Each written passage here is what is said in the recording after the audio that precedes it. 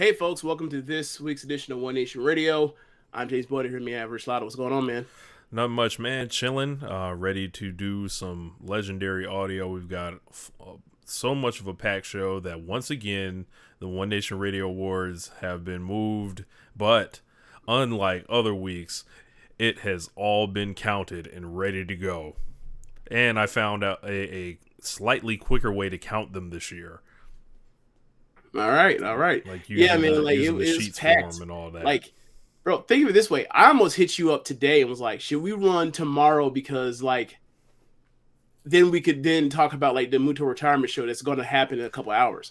Yeah. Like, yeah, it's pretty packed. It's pretty packed, like, these last few days. So, yeah. Man. So we'll end up giving y'all a midweek show for the award show. So, check out for that later in the week. But yeah, man, let's get into also, it. I guess we should start with Elimination. There's a lot of talk around it. A lot of people, a lot of people were upset with this one. But before we get into deconstructing all this shit, we also will have the interview with Kenny Omega that I did on the Swerve City podcast on the feed, the One Nation Radio feed this week. Friday, right? Yeah, we'll put it up Friday. Give you guys something to roll with in the weekend and all that, and kind of basking in the afterglow of that. Got a lot of great feedback on it, and it was, I feel like I represented myself well, the show well, and there was just like it was a really cool experience. I talked about it last week, but hope everyone has checked it out. The numbers are doing great, definitely newsworthy. If you guys haven't seen some of the stuff that's kind of floating out there, Reddit's all over it, the news sites are all over it, so pretty happy with that. James, did you happen to hear the whole interview? Not the whole interview. I pressed pause on it after y'all started going into talking about getting out of the wrestling, getting into like Marvel movies, because that would be spoilers territory for me because I have not watched any of the stuff, so I had to stop right there. I don't know at this point when you get back to it, but there's some talk about the video game after that, and then at the very end Kenny starts talking about rap, which is hilarious. Interesting. I never thought for a second that Kenny Omega listened to rap. Same. Yeah. So yeah. Interesting. But yeah, man. I thought that it was. I thought it was great. I thought that you have somehow figured out a way to get Kenny Omega to talk about the continuing Will Ospreay stuff, which I thought was whenever they you might end up fucking around and be on the Forbidden Door video package, right? You ask the questions and but is Kenny but is he smart? And then people sit there that's a good question. And he'd be like, who's the motherfucker to ask whether or not Will Ospreay was smart or not? Oh, that's Rich Lotto of One Nation Radio. Social Suplex Network. Check it out.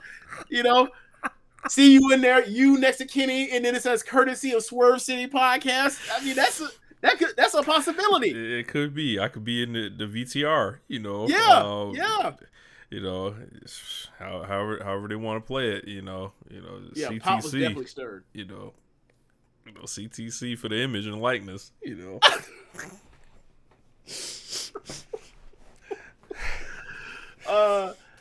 I thought that the one thing that I saw get clipped up a lot was you asking Kenny Omega to kind of expound on his thoughts on the time he talked about the outright just bigotry that a lot of the Joshi performers have faced. So I thought it was really good. Just because it's we see it. As people that cover Joshi wrestling and see some of the stuff people talk about, it's it has nothing to do with whether or not someone's had a good match or what storyline they're in or what direction they're headed towards. That's some other shit that has nothing to do with this. And it's so it's been frustrating for us for a while, especially you pointed out you always the line you always use, vile racism every single time. Yeah. So yeah, I thought that was important. And it, especially because it's Kenny Omega and it's not if he's going to, if he's not going to say anything, not many people are. So like, I think, for him to say that as like, like the biggest Japanese star we have from North America, like I think it's a big deal. Or since, like Vader or Stan Hansen or whatever the fuck, but you get my point. Like of the last like few years, like he's the biggest one. So I think that's I thought that was necessary, and I thought it was really cool. Also, I also like hearing how like TZ and Swerve were like, yeah, this motherfucker be talking our ear off about Joshi, and I'm like, I was unaware, but that's funny. But yeah, man, I thought it was a really good podcast, and like Kenny Omega's really good at these. Like I've never heard one from him anywhere where I'm never like interested in the things he has to say, because he's really thoughtful. He's not just like, it doesn't feel like he's just giving you a non-answer, just get out of it. Right. Which you can feel when any wrestler does one of these podcasts, any person that's any notoriety. So like I thought that like he was really there and actually like was like wanting to play ball. Yeah. So I thought it was cool.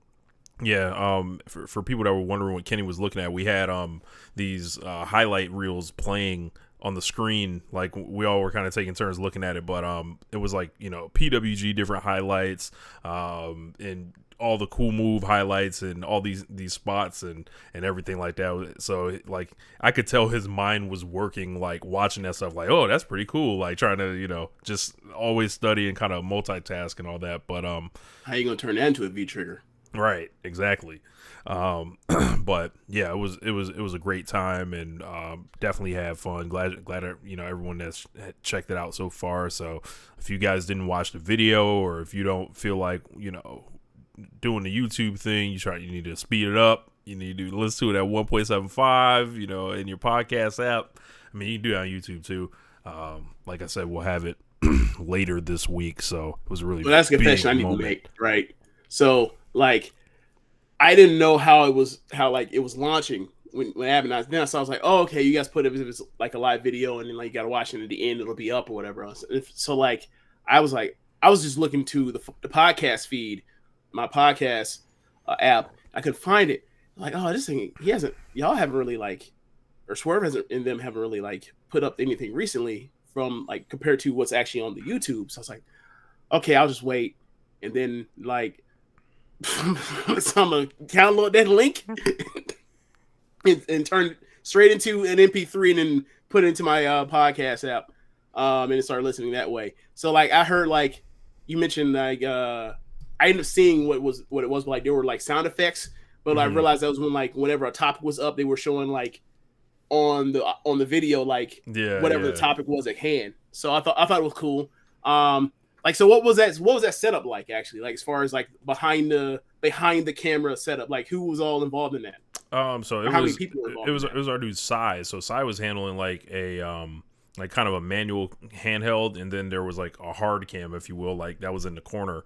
So like we didn't really have any direction to look at the camera or anything like that. It was like, it just catch an eye on us, and if we wanted to like make a point, we'd look at the camera or something like that. Lots of memes. Yeah, so I saw one in particular of you.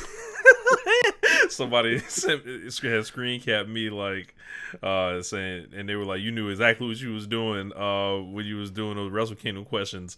But yeah, it's there's probably a lot of memes to be captured in that if you comb through it. Gotta be. I remember the one when it was you. It was you and oh my god, from Street Profits. Angelo. Yeah, you and Angelo Dawkins, the one where you basically lean from the back and you're like.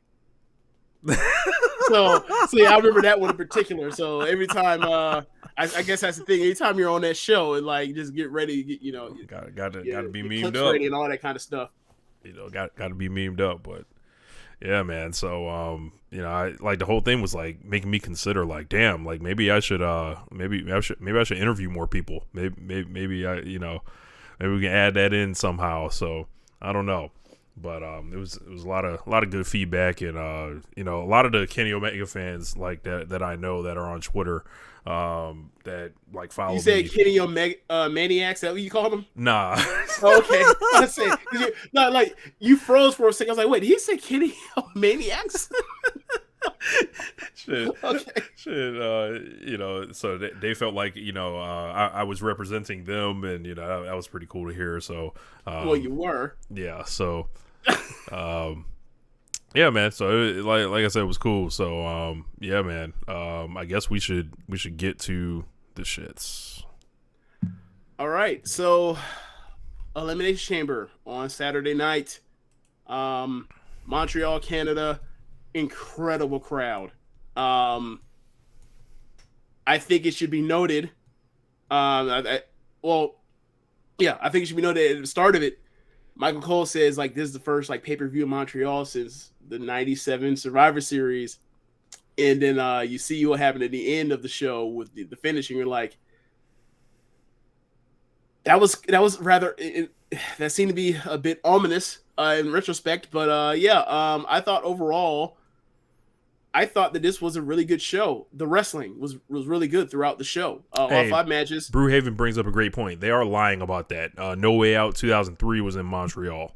And I remember watching that. Okay. So, yeah. Well, it's WWE. They lie. Yeah. Of course. I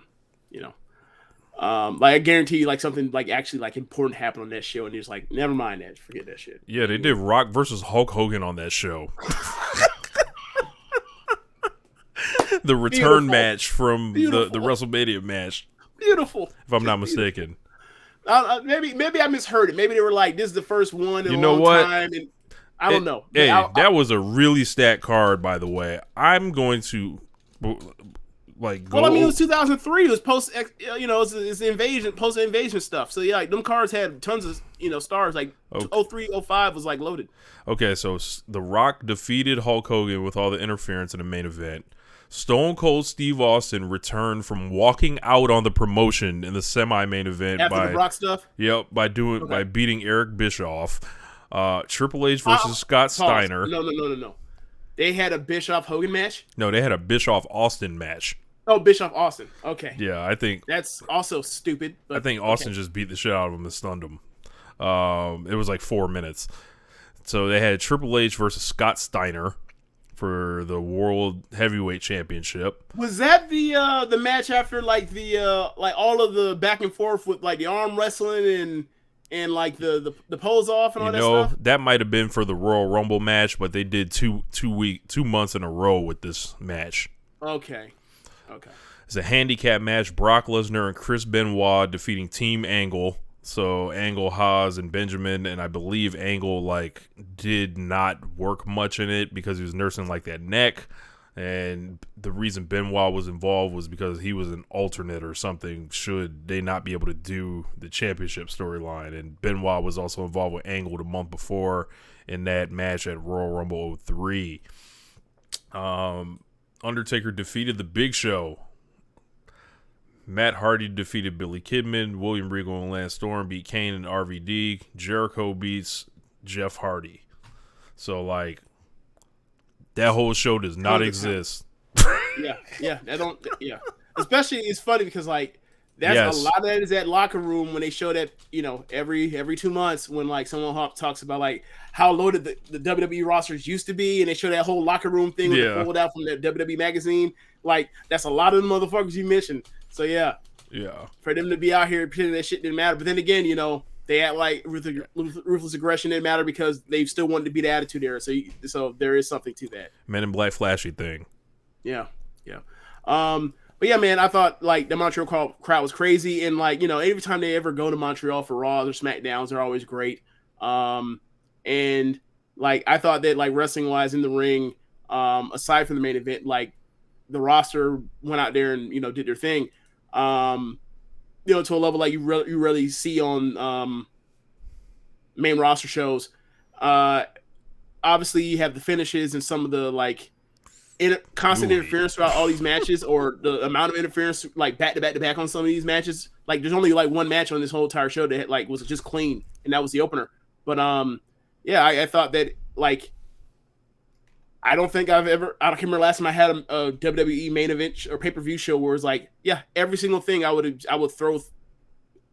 say was good, at the worst good. So and I thought the 2 chamber matches were great or really damn or kick ass at the worst. So yeah, I thought this was a very good WWE main event pay-per-view show. So the main event, I hate this stuff that all the stuff that's all around it, but like it felt like WCW in that sense, where it's like this is a lot of really good stuff, and then like the worst matches of being the main event. Yeah. Yeah. What were your thoughts on the show? So I was watching it in like kind of a party atmosphere, so it was really kind of like hard to like zone in on everything that was happening. I'm not as high on the women's chamber as you are. I thought it was kind of laid out weird where Asuka like comes in at the end and everyone else was kind of left to work the match, but they did a couple things towards the end of the match where it picked up more, because I thought the beginning it started out real slow, but the Bobby Lashley and Brock thing was absolutely like ridiculous. I was like, this doesn't make sense. I was like, this brought like Brock Lesnar's the baby face and he kicks him in the dick, but everyone's cheering. I'm like, you got fucked and he's a baby face. Like, what is happening? And he left them laying. Yep. The mixed tag match, not really many memories of that, but Beth Phoenix and Edge getting together is always like kind of fun. I was puzzled at the decision to make Rhea Ripley lose the month before. Well, she didn't get pinned. It was Balor got pinned, but constant interference from Dominic. The U.S. title match that was really good. They were doing a bunch of shit, but I was like just watching the booking the whole time. Every time Montez Ford would eliminate someone, I was like, well, he about to be out next. And then I was like, okay, they're doing the thing, but it was good to see him get a little focus. In Austin Theories, we're gonna talk about him, but yeah, that main event, man, I'll wait till we get there. Yeah. So let's go through it. Women's Elimination Chamber match. You have Asuka in there, Liv Morgan, Natalia, Raquel Rodriguez. I'm still struggling not to call her Gonzalez. Carmella, and I'm blanking on whoever the sixth person was. Liv Morgan. I mentioned Liv. Nikki Cross. That's right, Nikki Loon. Yeah, that's right. So, they end up starting. I believe they end up starting with Liv and Natalia, and I thought what they did was actually pretty well built to like have a big, layout until Carmella comes in. And I thought that like the way it was laid out, and I thought that the camera work especially was like really good, and it just shows you like when you have to put a camera operator or two camera operators in the cages to catch all the action, and they don't have the option to cut to 5 different camera shots that like you can get a get a still actual look at what the hell's happening, as opposed to like cut between all the hits and action. I thought it was really enjoyable. And I thought that like everybody, you see the people that are out there, and you only trust really Natalia and Asuka. And I thought like starting with Natalia in there and Asuka coming in last, and then seeing how everybody worked out, and then like Raquel gets in there and like lays everybody out with the power and everything. I thought it was a really well put together match. And they also did high spots, and it was all worked really well. The crowd was really into it. They were getting this awesome chance. I don't think it was necessarily awesome like it's some 4.5-star match or anything, but it was fun while it was going on, or really good while it was going on. And then by the end you get Asuka in. I think she came in last, and she's basically, it's her and it's whoever else are putting waste or laying waste to Raquel with kicks. They double eliminate her, and then Asuka ends up winning by the end. And I thought that like Asuka came out first, the crowd was super into her. She was like, it was like when she came out the Rumble, where they just like, they're hot for her. They love the face paint. They love the adapted music, updated music that's very similar to her old music. She's she's hot again. I don't know what happened other than the face paint and the newer look, but nice touch up. And I thought for sure she was going to go out there and get pinned by Raquel. And when she won, I was pleasantly surprised, and like I'm so happy that I'm going to be able to see like Raquel versus Asuka. I'm sorry, Bianca versus Asuka at WrestleMania, because I was thinking like we better get Raquel versus Bianca, and I that thought is some not bullshit that's was not doing definitely anything on for deck. Bianca. I'm sorry. I said I definitely thought some bullshit was on deck. Like, it's been a long time since Bianca's really had an opponent worth a damn. You start going through that title reign, and it's been struggle to get an exciting matchup for her. I thought Asuka was awesome when she came in, and I'm going to make history on One Nation Radio here. I thought Liv Morgan did something cool in this match. Yeah, she was good in the match. She was good in the match. The worst person in the match was probably either Nikki or Carmella, but even Carmella and Nikki were decent. Yep. So, yeah, I would probably go like 3.5 on it or something. But I thought there was some rough stuff in the beginning, but ultimately it doesn't matter. I think they got the best booking decision out of that. Yeah.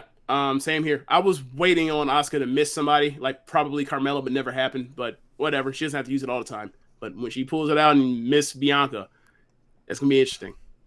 Next match after that, you end up getting Brock Lesnar versus Bobby Lashley. And the video package of this thing was awesome. It looked like a WrestleMania video package. And Bobby Lashley comes out and he's on the pedestal thing with all the rippling muscles, and like they got the laser lights in the air on him, and like this is why this man will always be pushed. So he comes out, and then that Brock music starts, and the crowd goes banana. Honorary Canadian. Yeah. That's right. And like it had to fit. It came out there, and like the crowd was expecting like what they saw, and like for the beginning of the match or all the action in the match, like perfect Hoss match and them throwing each other around, spearing shit out of each other. I think they maybe did one too many F5 kickouts, but by the time they go to the third one, Lashley slides to the back, gets the hurt lock, and like they're doing the Kenny Hulk Hogan muscle power up and muscle through, ultimately can't, and Brock takes the easy way out and low blows from behind and in front of the ref, and the ref DQs Brock, obviously, and then from there, Brock just lays waste to Lashley, and then F5s him on the table, and then he beats the shot to the ref, and then F5s the ref on like the knockdown table, and I don't get why they can just have someone win here. I don't know. I don't get it. But like I did enjoy the action, and like it's been a really long time since I've been into one of these Brock Lesnar finishing spam matches. I was into this one. It did what it needed to do for me until the stupid finish. I checked out on these Brock Lesnar matches from probably like 2020 forward, and this is no different as far as these sub 5 minute finisher spam matches. I'm good. Horrible finish. And I just think they robbed everyone pretty much, and maybe they'll run it back again, but okay, they left us holding the bag. So nothing here. The one thing that is funny though, people were mentioning that Bray Wyatt had called out the winner, so maybe Brock Lesnar in his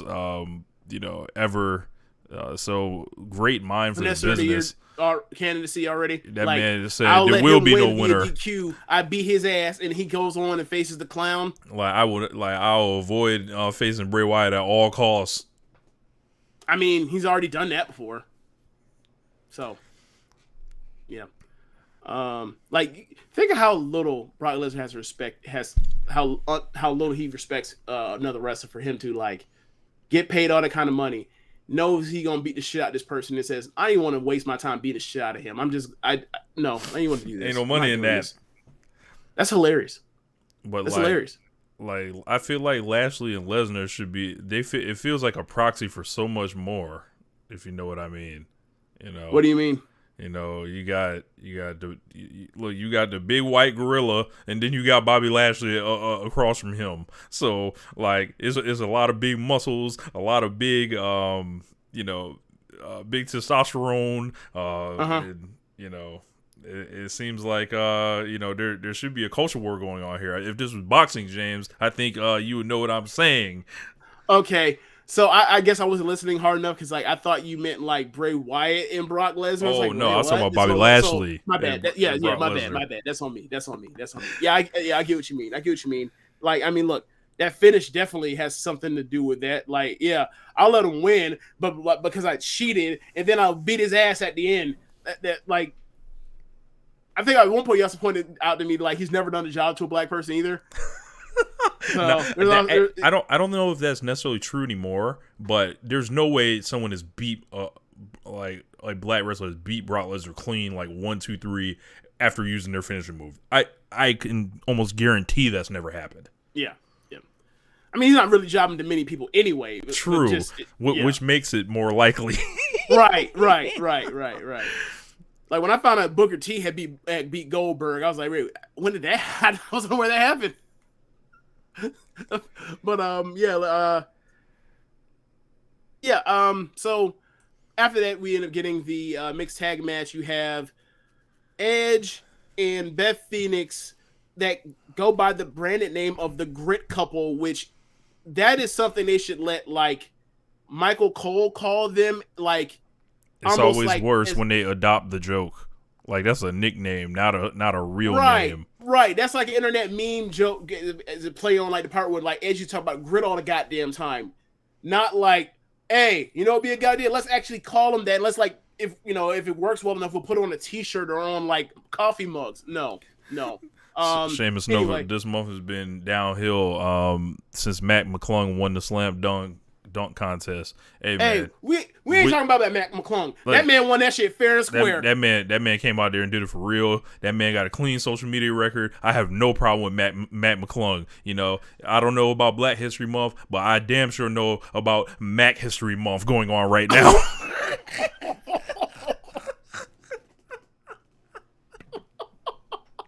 Mac History Month. So man, like, do we have the official call on what that last one was? It was a 540, but was it a 540 double windmill or just a single windmill? I think it was a double windmill. Okay, so a 540 double windmill. Yeah. Like, bruh, I was like, that shit was incredible. And like when I watched him and like everything is off the first is like executed off the first one. He's practiced all of these. He's well within his wheelhouse of doing all this stuff. He's doing everything off 2 feet. My thought was like, this is like watching like white Jason Richardson in a dunk contest. Like that's what like everything was super clean and everything was off 2 feet. So yeah, like shout out to him. Look, Matt McClung's trying to say the dunk contest single handedly out here. We need somebody to do it. Hey, look, saving All-Star Weekend, goddammit. When I saw that lineup, like Buddy from the Knicks and McClung, like I knew they were great dunkers, but it's like they're not stars. And I'm just like, when are we gonna get somebody that's like at least like a John Morant or something like that, right? And it just didn't happen, unfortunately. But at least they put on a show.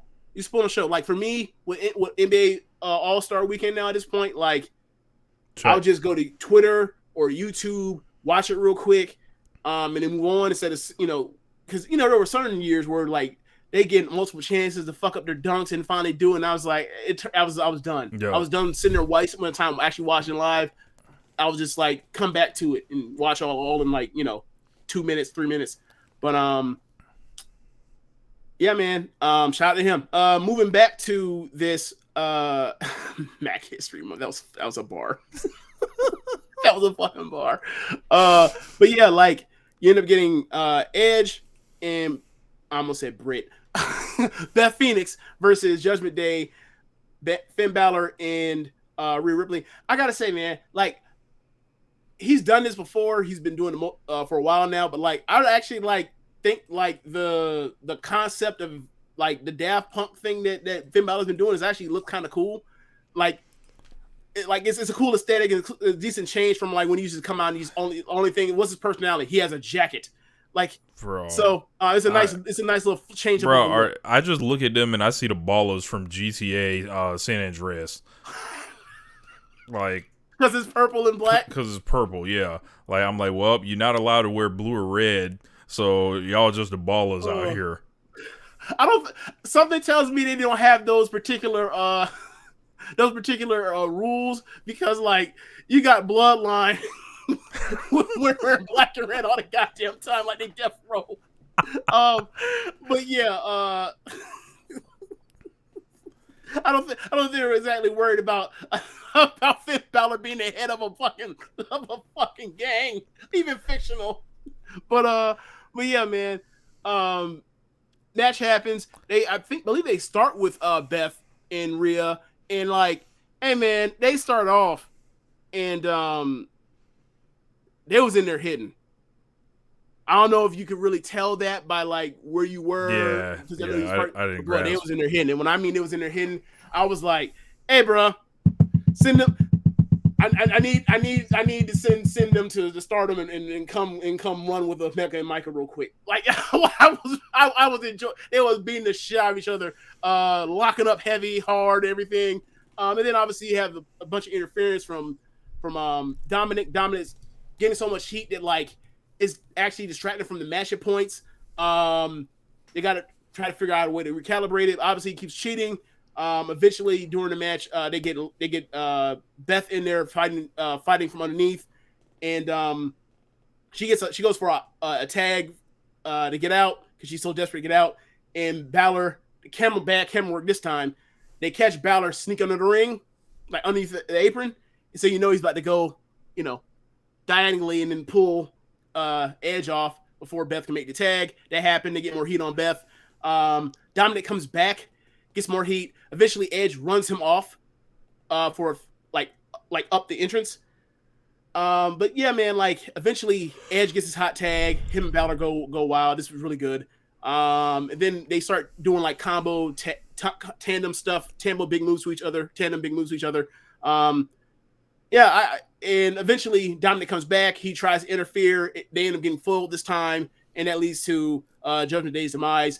Edge is beating Balor with, I believe, his like remix version of the Sharpshooter, Executioner, I think it's called. Yeah, something like that. Yeah. So, really enjoyed the match. I thought it was like 3.5-star match, and quite frankly, like that's where they need to put Edge consistently. Like you go back to like when he had that match with Rey Mysterio, I think it was at Clash of the Castle. Like he has figured out like he can't do singles, ain't in him no more. It's tags, and like Beth looked great. Like Beth looked great in the match. Beth every time she's been back since then she's looked pretty good. So yeah, make them a part-time mixed tag team. Who gives a shit? Whatever. I thought this was very overbooked. There was like tons of shit happening. It was tons of stuff, but it worked with the crowd. Was Cody Rhodes the agent for this? If it was a good Cody. This was the good Cody. They did FTR's finishing move. Yes, to end the match. They actually called it the Shatter's Machine too. Yep. So, this was like I said, it was hard to really pay attention. I just saw all the shit happening, so it was just like, all right. It was a ton of shit. I'll tell you, it was a ton of shit, but it was the stuff that worked. Similar to that Rey Mysterio match where it's like all this shit is happening and it's super overbooked and it's crazy, but like the crowd's getting hotter and hotter and it's actually fun. And like it's so much better than like when it was like, Edge in these singles matches, they're going 25 minutes, he's laying down for everyone AJ Styles. It's so much better. Look, in the end, it comes full circle. Edge is a tag wrestler. You turn into once a man, twice a child. Yeah. It's the same shit. You turn into what you were. What goes around comes around back again. Yes. So then you end up getting the U.S. title Elimination Chamber match. Austin Theory, Montez Ford, Gargano, Rollins, two other people I'm blanking on right now. Damian Priest, Bronson Reed. That's right. How could I forget Bronson Reed? So I'm just making fun of the pop he didn't get. That's all I'm making fun of that. Yeah. I can say the same for Johnny Gargano. Jesus Christ. Hold on, James. Did you hear that? I hear claps. That was the sound of Bronson Reed making his entrance again. No. Same thing. You had the claps. That's Johnny Gargano's music starting. Yeah. Like, bro, I was like, this dude was my favorite wrestler in the world. And then like he got next to no reaction. And then like he had to go out there and do a fucking doomsday devising reverse Hurricane Rana and then had to do a Hurricane Rana off the top of a pod to get a reaction after that. I was like, you should have left, fool. Dummy. Look at the shit you gotta do to get a reaction. I'm gathering like the stuff they're doing with him is like where he's that kind of unlikable babyface. Like they just aren't. There's no real plan with Johnny Gargano, which is of course there's no plan with him. Like it was like, hold on, ain't Triple H in charge? Like what the fuck? Like I don't. But there was no evidence that he was gonna love him the same. So on the main roster, of course. Like look, Gargano's my age. I think he's 35, 34, something like that, and he's 5'7". Yeah, and he's in WWE. Yeah. It didn't matter what. It didn't matter. It doesn't matter if he's one of the best wrestlers I've ever seen in my life. It doesn't matter. Yeah. The age is the age, and the height is the height. Yeah, I mean, you know, he loves the Fed. Glad he's where he wants to be. Right. So. Right. Like you made that decision. Good for you. I wished more for you. Like, do you remember? What was it? The 2 Chainz and Kanye, right? The birth while over my birthday, and then like Kanye on the verse, he's like, he said for my birthday she gave me a sweater. He said I politely kissed her on the forehead and told her do better, do better, Johnny. I wanted more for you. I really did. But yeah, man, like outside this match was awesome though. There was tons of crazy shit like Damian Priest, Seth Rollins, Johnny Gargano, Montez Ford, and Bronson Reed. Like they said, look, we finna steal this show. We finna do this thing. And like I understand we got Austin Theory with us. Like, you can have him get in where he fits in, but this is mostly about us. And they made it mostly about them. And you got to think like that is a lot of that core that we mentioned. Like that is that 2019 to 2020 NXT core. So like they're used to doing these kinds of matches. And they had Seth in there, and Seth is always willing for, a big match like this, and they killed it. And they also told a story on commentary that like Johnny and Seth were like on the same, like running like the same indie circus, like with Graves back in the day or whatever else. So like there's points when they're both on the chamber and they're like kind of like hanging out, and then one of them turns on the other. Like it was playing into that a little bit. Like it was an awesome matchup. Like some of the stuff they had Gargano doing was crazy. Montez, they keep teasing like they're going to do something with Montez. Like it's the one thing to tease, and he does all this awesome super athletic shit. Is another thing when you actually fucking do it. Can you do it already? Yeah. It's been about a year now. Yeah. Was day 1 last year when they were already teasing that he could be a guy? I feel like he's gonna get the post WrestleMania summer look because they were kind of testing him out like last year. I think he should stop doing the Triple H and Rock stuff personally, but everything else, run it. I think they gave him the 2 eliminations. Yep. There was similarities with how Bronson Reed and Raquel Rodriguez got eliminated. Yep. So because they're big monsters, you got to hit them with the kitchen sink and Triple H and even the kitchen tile to get them out of there.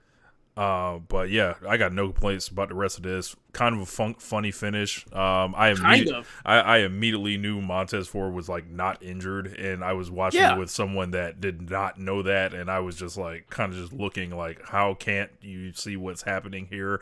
And it was. Had they never watched wrestling before? It felt like it. But it was I was like, yeah, like they do these kind of things in the chamber to make people run in. I'm like, there's no rules anyway. What do we need this distraction for? But they opened the chamber like 6 times for the match anyway. So like there can't just be somebody standing there. Like I don't know why they chose to do that, but I have Also, another one's like one of the most famous like break-ins in Elimination Chamber in his history is like Shawn Michaels just opens up the bottom of the fucking thing and just shows up and super kicks Undertaker and costs him the big gold belt. So it's like y'all couldn't have built a trap door for that man or something. Like what's the deal here? I have no problem with Logan Paul showing up. I have a problem with his motivations because it makes the boy that a lot of us think is dumb look dumb. Look, he knows. He said if that like fuck, I won the U.S. title for. Like, that shit don't matter. Y'all got that shit on Austin Theory. Look, man, you can say that if you want to, but like it's not as if we haven't seen him already challenge for a title in WWE before. It's already happened. He wants a belt. He wants gold or leather, whatever. He wants the real belt. All right, he ain't gonna get the real belt because the real belt's on this motherfucker for the next like 5 years. Yeah. Hollywood Hogan laughs. But yeah, odds of Seth losing at WrestleMania very high. Like, I don't imagine Logan Paul is doing many more jobs at all if they're not to one Roman Reigns. Yeah, he said no, laugh my ass off, no hesitation. Like, look, this is a celebrity. Seth Rollins loses. All he does is lose. Like, bro, have you seen Seth Rollins' pay-per-view record? Like he's a loser, he's trash or anything. Like he's still, I mean, he's their best wrestler still at this point. But like, or as far as match quality, but like his record on pay-per-view in like the last like 18 months is abysmal. You know what? I'm gonna take Seth out of that category. He's not better than Walter, who I would have loved to see tonight at this point. Walter don't be on pay-per-view except for like twice a year. Sad. Really sad. They should really stop putting 5 matches on pay-per-views. Like, I don't know, because they come out here and it's like SummerSlam. You're not gonna feel that way. I guarantee you. Let's see, but like we mentioned, they set up the Rollins and Logan Paul thing. Montez Ford's got a couple eliminations. Just, hold on, let me pause just to get clarification. Yes, Walter Gunther is better than Seth Rollins. Thank you. I'm not going to disagree on you. I'm just for moving on. Does this make a thing that Seth Rollins is better? No, I don't. But yeah, maybe Rollins fits just a traditional archetype that kind of gives him that respect. We'll say that.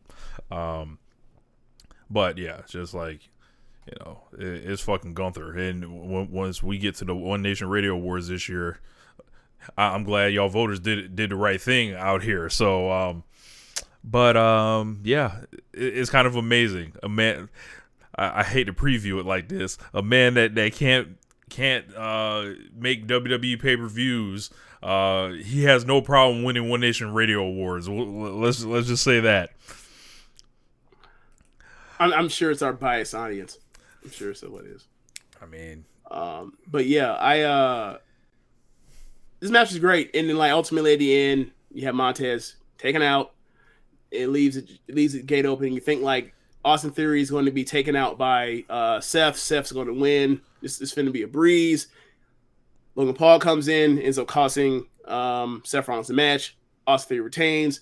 So like I'm watching it, and I watched it last night, and I was spoiled on this, and I'm watching it, and I'm just like, okay, so Logan Paul, and it was already set in stone, like that, he got eliminated in the Rumble by Logan Paul. Seth Rollins did, and Seth Rollins has been doing the whole internet thing, making fun of Logan Paul, which means obviously that's where they're headed.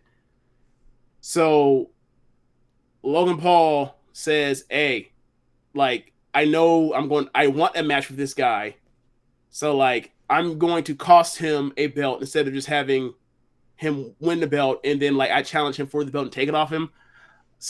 Logan Paul's an idiot. So like 1, Logan Paul's an idiot. 2, Seth Rollins like can afford to lose to Austin Theory because like Seth Rollins loses all the goddamn time to anybody anyway. It doesn't matter. He's still over.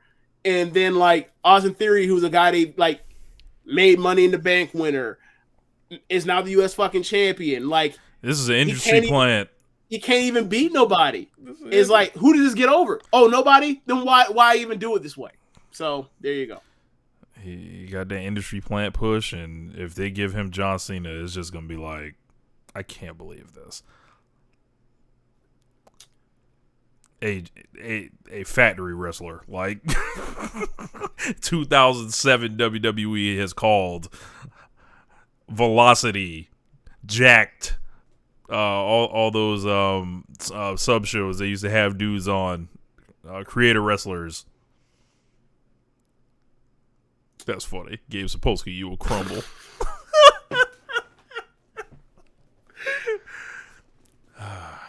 All right, so now the main event. Let's get to it. Roman Reigns versus Sami Zayn for the, what are they calling double titles now? The WWE. Brother, I have no idea. The WWE Undisputed Heavyweight Universal title, some shit like that. Unified now. Something. It's for the two fucking belts. Who gives a shit? So Roman comes out first. God. He gets showered in booze and chants and derisions. I watched this. I didn't watch this live. I ended up watching this last night. Brother. So like he came out first, and I was like, oh, he came out first. Let me move this and skip 5 minutes ahead and change. I skip 5 minutes ahead and change. He's in the ring. Semi music hasn't even started. He's still like arguing with the crowd. I'm like, bro, are you kidding me? People had to sit for out 5 minutes. It is not even like a Royal Rumble baseball stadium or WrestleMania on a long ramp. This is a regular ass arena. And like it took him 5 minutes to get in the ring before they couldn't even play his shit. Bro. They was milking it. This is worse than The Undertaker at this point. At least it was like The Undertaker's dead. He moves slow. Stuff like there's special lights and stuff. He's trying to do special effects and shit. Roman Reigns just walking his ass to the ring and then just like glaring at the crowd. And it's like people are eating this up. I'm like, all right, man. I'll just sit here, use the restroom. I'm assuming he got booed and F you Roman and all that kind of stuff. Yeah. Okay. Get myself something to eat, pour a drink, sit back down, wait for him to enter the ring. Let's move it along now, you know. And then after his music stopped, they did that thing they like to do where they're trying to build tension, and they just like wait like what feels like an additional minute to hit Sami Zayn's music. Comes out, big reception. It feels like just everything takes forever. Then the bell rings, and I swear to God, I thought I was watching I forgot the fuck his first name, Fujita versus Go Shiozaki. Fujita versus Go Shiozaki, yeah. I thought I was watching that because like these guys were just staring a hole in each other. Nothing was happening, and it was just like I was just insanely bored even before they got to the wrestling, which was also insanely boring. So, I watched it. I already know who won and who lost, but I didn't know about what people thought about the match. So I'm watching it last night. This is a litmus test right here. This is a line in the sand. Huh? This is a line in the sand match right here. So, skip ahead of the Roman stuff as you know as it goes. We're just waiting for the crowd reaction for Sammy. The fucking loud as fuck. It's crazy. They're going nuts in there for that dude. You get the chance along with his music and all that kind of stuff. Huge Sammy chants. They show a woman in the crowd, which we find out later is his wife. Then bell rings, and as you mentioned, and I you didn't clue me in or tip me into any of this stuff. I'm just watching, and like I'm expecting soak it in, similar to WrestleMania 18 between Hogan and Rock or whatever. And I'm just like, all right, we're past the point of this, right? Like Roman hasn't even moved out the corner, and it feels like it's been 3 minutes. He hasn't moved out the corner. He's just standing there, and I'm like, okay. And I actually like the Fujita Shiozaki thing flashed across my mind, right? Also, like the first 2 minutes of that Tam in Mayu match from Osaka from 2 years ago, and I'm like, okay, this is taking forever. And then I'm like, this feels like it's been like 5 minutes. And then they finally do interact. I was like, why did they? I get soaking it up and all that and get all the boos and the chance on and stuff, but like it felt like they took way too long with it. And then like you mentioned, like the match is in one gear, and like it doesn't ever get above that gear except for like the setup for the near falls that has nothing to do with like the athleticism or the desperation of the acts. It's just we wrestle like it's a TV match, and like then like wrestle, and then like the WWE main event style like kicks into overdrive, and that's what's carrying the match as opposed to like the actual action and like the the back and forth from the violence or anything like that, or it was like it was really surprising for me to watch that match. And like it's Sami Zayn in there, like is one of the very best wrestlers of the 21st century.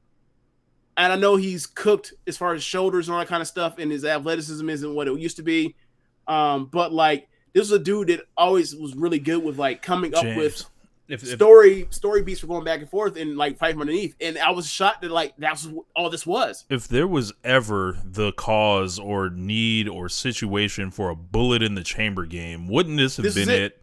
This is it. And like so, like for me, like people are killing Roman because like it was the layout of the Roman template of matches for all these years. Match. So like people are on Roman's ass, but it's like at some point, I don't know when it happened.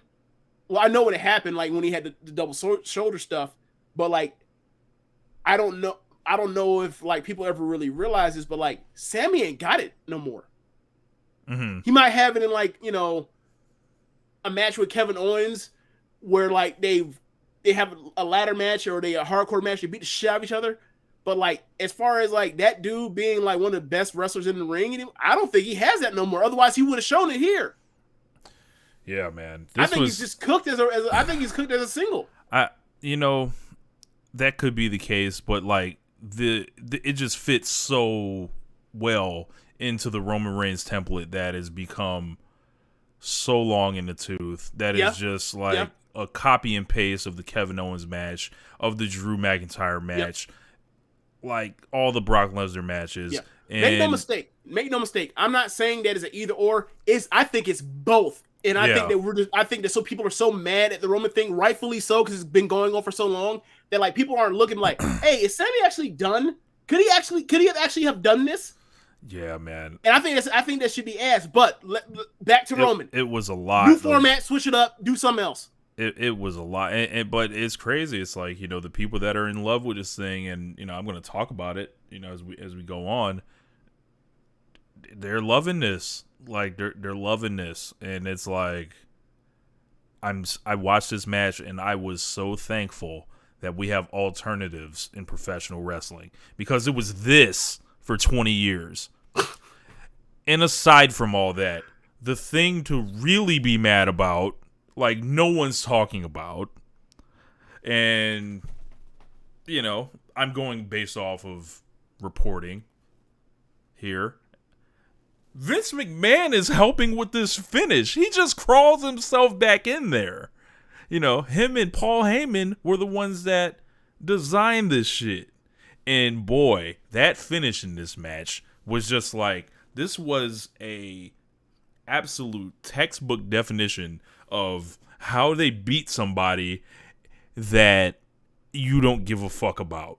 They made this guy cost himself the match, James, and then they did all the interference, like what felt like double the interference that was going on with the 2 ref bumps with the Beth Phoenix and Edge stuff. That wasn't in the league of this. Like this was just like House of Roman. Like this was Hollywood Hogan. This was just like, yo, there's so much with this. At what point, like, you remember the Nitros, like NWO being the main event, and about 3 minutes or 5 minutes before the show would go out and the match still going on, you can see people in the crowd start looking towards the ramp because NWO's gonna run out and fuck up whoever they're facing, right? Yes. At what point do people in Roman matches like start just looking to the back? I know I was. I knew the bullshit was happening. I didn't buy a single near fall. For anyone to tell me that they were buying near falls, I'm like, in what fucking reality? Right. And it wasn't even like a thing of like, we're jaded WWE fans or whatever else. It was like, none of these finishes were done in the fashion where you like know that this person has been put away and been finished with a big move. Like this wasn't this big move that is getting the pinfall isn't the move where like somebody got hit with something and now they're getting up and now they're getting hit with another move to be put away. This was a person's last shot to actually turn the tide, and now it's actually kind of even now. And the person, like, none of these were actually like, oh, he's done. So I didn't get it. Atrocious match layout. But the crowd was losing it for it. It was wild to me. There were minutes and minutes and minutes of this match after it got going where Roman Reigns and Sami Zayn were not making contact with each other. After the ref bump, right? Just for spaces of time. And I'm like, this isn't wrestling. Like, I was like, obviously Roman Reigns is reciting, pages of dialogue during this, yelling at the wife, yes. yelling at point. Sammy. What would be considered like in a big main event match, like the time where like people like, come to their knees, to their feet fighting, right? Roman has talked so much throughout this match and has to yell over this crowd that his voice is cracking while he's giving out this dialogue, and I start fucking laughing because I was like, this fucker has done so much talking in this match and had to yell over this loud ass, hot ass crowd, and now his voice is cracking in the middle of this, and now he's losing his voice. Right. And I end up saying on a video thing like, bro, fuck that, just wrestle. You ain't got to worry about losing your voice. Right. So like, put it like this: Sami Zayn loses. I don't care whether Sami Zayn won this match, lost this match, anything. Mm-hmm. How they did this was just absolutely inexcusable on any level. And I don't think, you can be like, it's no secret. I'm not a fan of WWE. I don't watch WWE regularly. I watch the pay-per-views, and I talk to friends that, I trust about it and listen to, people that, I think are worth listening to. You won't catch me, listening to anybody running grifts or anything.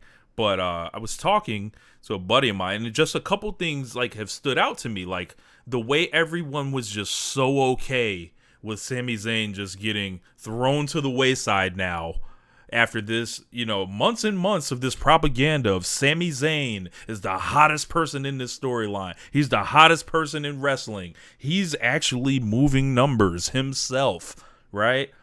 Yeah. All of this, it's just okay that he gets to go compete for the downtrodden tag titles now. Like, you saw that building fall absolutely silent as a church mouse. They weren't even mad. They weren't even mad. They didn't throw trash, none of that. They didn't give a fuck when Kevin Owens came out. So this storyline that everybody's concocted for months and months, it's going to be the Usos and Kevin Owens and Sami Zayn. And then they didn't even set that up in front of the crowd that was maybe likely to embrace it. Like I said, they made Sami Zayn cost himself the match, which is booking that you do. It wasn't even like the Usos fucked him. It's like, you're not supposed to feel sorry for Sami Zayn because his emotions got the best of him. He couldn't close the deal. This is what they do to people when they don't want to get you. They don't want you to get over at the highest level.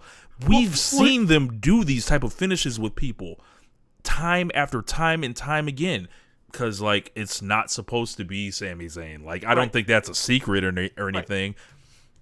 Here's the real thing for me, right? So I talk about this all the time when it comes to the poetic storytelling of WWE, like the good version of it, right? Like, Shawn Michaels is reffing in '97 SummerSlam the heavyweight title match between Undertaker as the champion versus Bret Hart. Everybody knows that Bret and Shawn hate each other's guts on screen and off screen. So ultimately Bret ends up spitting in Shawn's face. Because Bret was going to use a chair, he took the chair from Bret. Bret spits in his face. Shawn loads up the chair, swings it, ducks, and also accidentally hits Undertaker, and he ends up having to call the 3 count because the rule was if he screwed Bret or whatever else, he couldn't wrestle in WWE anymore. Some shit like that, right? So couldn't wrestle in the United States. Like, he was going to be banned just like Bret. Yeah. So you move forward over the months and months and months, and then Shawn ends up like actually taking Undertaker out with a chair again. And then they have the Hell in a Cell match, and at the end of it, before Kane comes out, Undertaker has clearly beaten Shawn because he has chased him up the cage, over towards the side, knocked him off the cage, brought him back into the ring, and then grabbed the chair and then cracked his fucking cranium with the chair because he got his revenge on that. And then Kane comes out, blah, blah, blah. But Undertaker got his revenge because he got hit with a chair, and ultimately he gets the chair back, right? And hits him with a chair. So,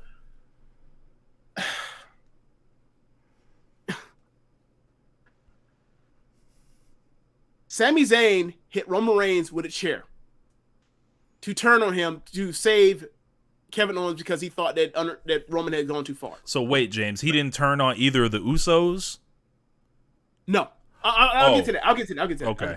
So, the end of this match, and obviously this is like it's Triple H. This is what Triple H would have done if he was the heel, because Triple H does this all the time. Like, there's all this heat, all this cheating and bullshit in the match, and then ultimately, like, you end at the end with the pedigree or the spear. You win with your move. You don't win with the interference, right? It's not a belt shot, then you pin up the belt shot, right? It's always you got to win your move because you're saying that you cheated, but you ultimately get beaten because you hit your move, right? Need that for the video package. Right. So, Sami Zayn goes to spear Roman. Roman sees it, ducks out the way, accidentally spears Jay. Also, Jay, like, when he had the chance to swing the chair at Roman, he thought about it, but he didn't pull the trigger.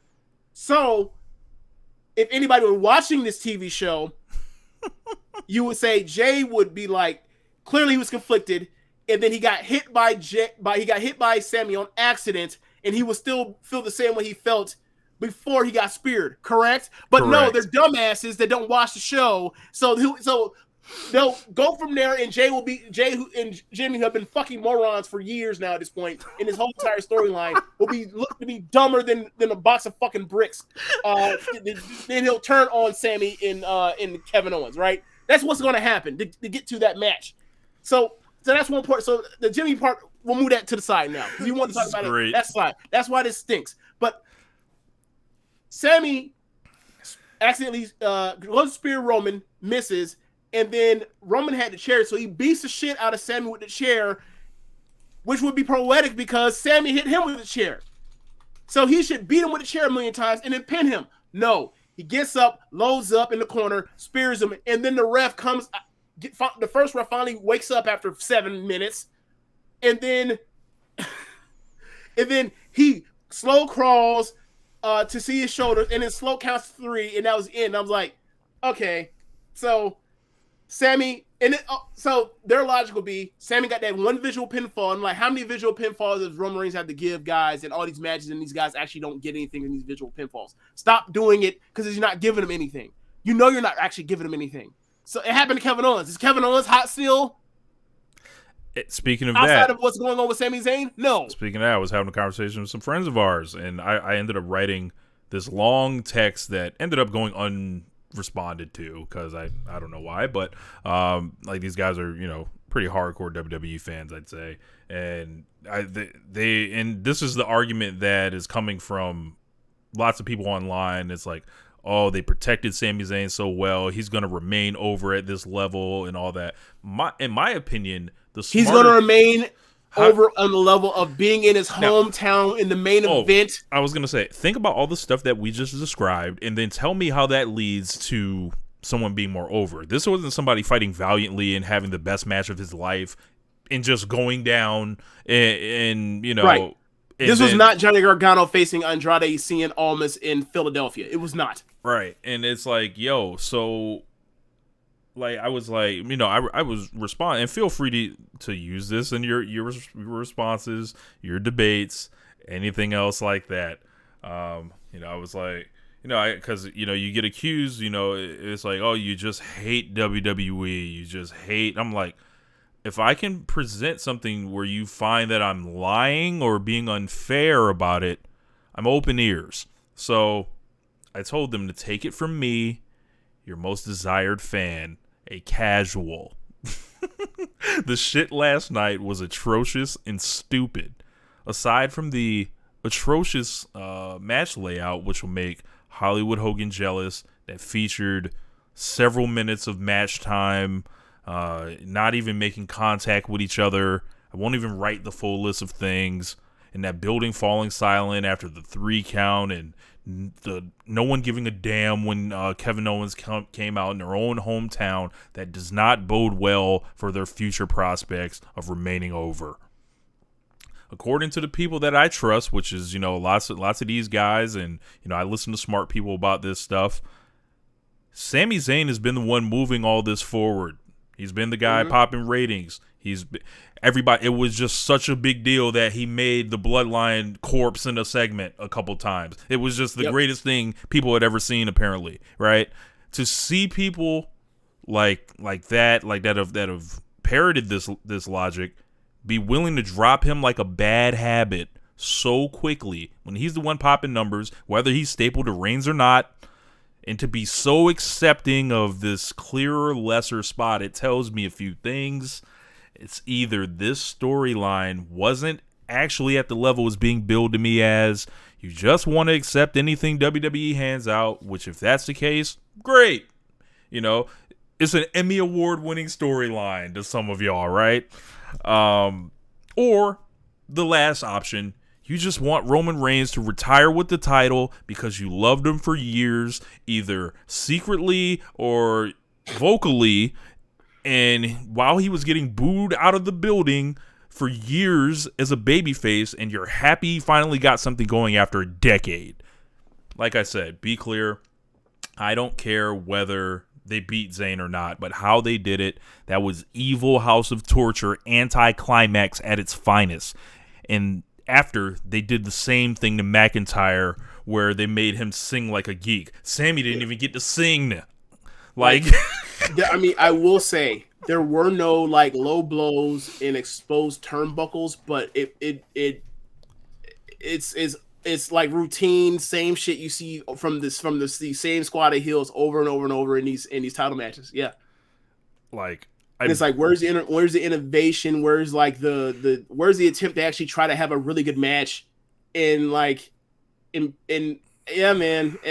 Like that's how you kill somebody. Like that's how you like cool their jets. This is the definition, and it's so weird. Like the dynamic is so weird with what's left, and I guess we're dealing with the hardest of the hardcore that are left that will just want to love everything, right? I think there's also this part, Rich, that has like it has ruined WWE in their like hero making quest. Is like they're still learning these lessons as like these are the models to make off of these exceptional things that happen. So like all these years we've had The Rock be exceptional to all the dumb things they did with him because he's the fucking Rock, and therefore they think anybody they pick can like go through these same like bad, like just fundamentally bad booking things for a babyface and survive it because they think, well, The Rock did it.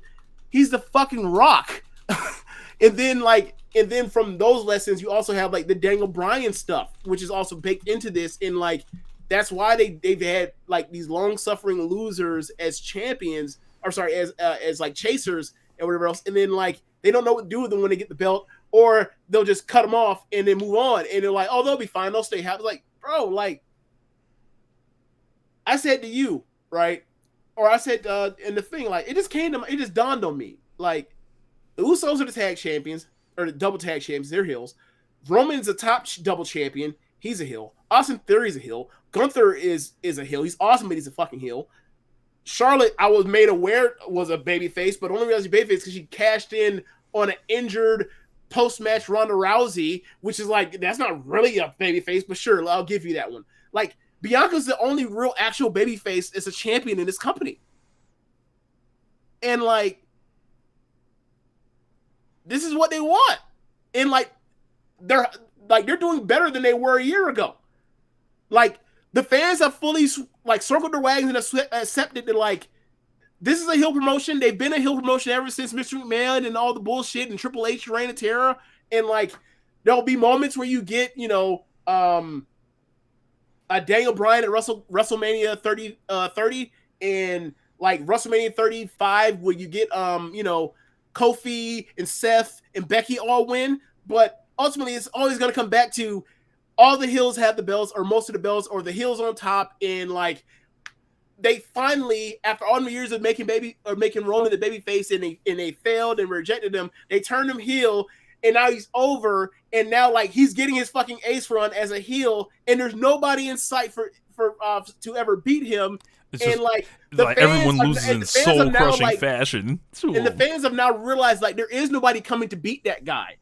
Like, He's going when he clears when he clears Cody at WrestleMania. I don't want to hear shit until next WrestleMania in WrestleMania 40 that like somebody can actually beat him. There's nobody to come beat him unless it's WrestleMania 40 because it's an even round perfect number. But get out of my face with that.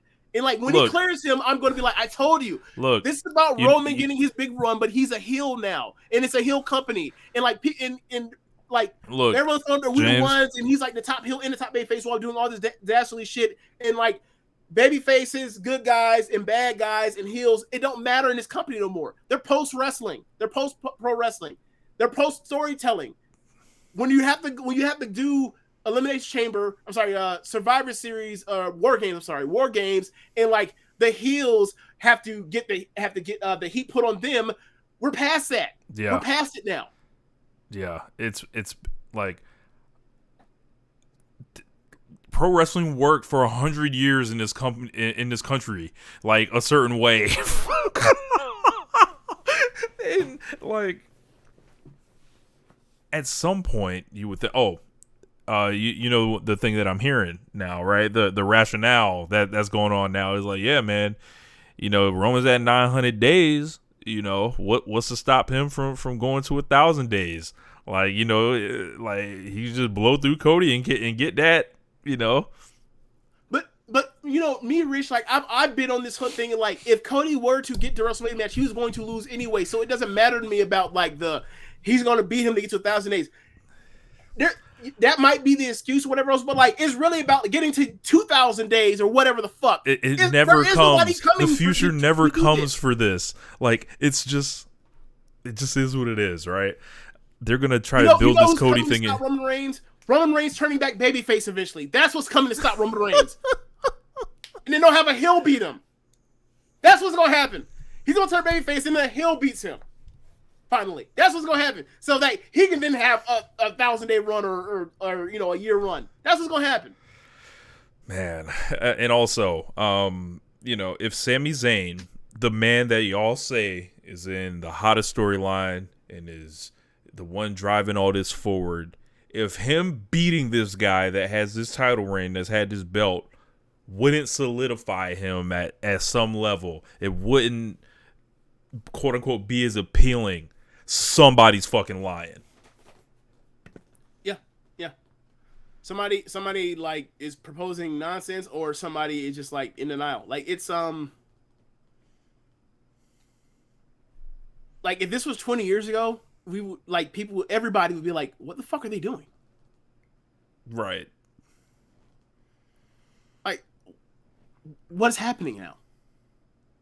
Like you had this low running heel beat everybody, a person that actually is like connected to him emotionally, or with in a familiar aspect or with a friendship, like is a babyface and the crowd likes them and thinks they're funny and all that kind of stuff, and they really genuinely like this guy because he's a really good guy off screen and all that kind of stuff, and like he gets the match in his hometown and they beat him in his hometown. And I remember you saying to me in reference to the Sami Zayn thing and the Drew McIntyre thing, is like, these are like town-killing moves.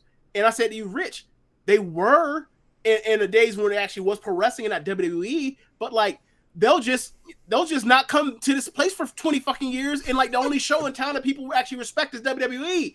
They think that, you know, AEW is like, you know, is some bullshit. So like they only care about WWE. So like they'll be starved for a decade plus, and then eventually they'll come back and like they'll just totally forget about it and they'll come back with their kid. And like, I'm not saying that's a bad thing necessarily, but it's like they are like storyline proof. They are match proof. They are character proof. It doesn't matter. It just like, this was a good show. Ultimately, like the main event I thought was just there, and I think the match was just there, and I think that the direction like killed a guy, but ultimately they didn't really kill him because like he'll be a tag champion at WrestleMania and they'll say this is a great story, blah blah blah, and I'm like, not really. The story was if he had won, but they're not going to do that because the match was only built for him to get the match, not actually win it, because WrestleMania is the thing where you actually would switch the belt at this particular point. Yeah. It is what it is. And like, I don't think he's losing to Cody, so it is what it is.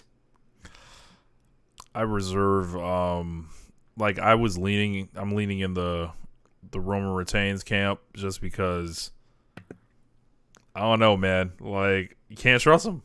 Rich, think about it this. When's the last time this babyface in WrestleMania in the main event that like absolutely had to win? What happened to him?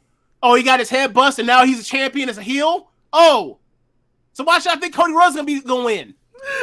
We've been over this before. This is the AEW man. Does. The AEW man. I tell you, man. If you don't think they will relish, I know they got Cody back.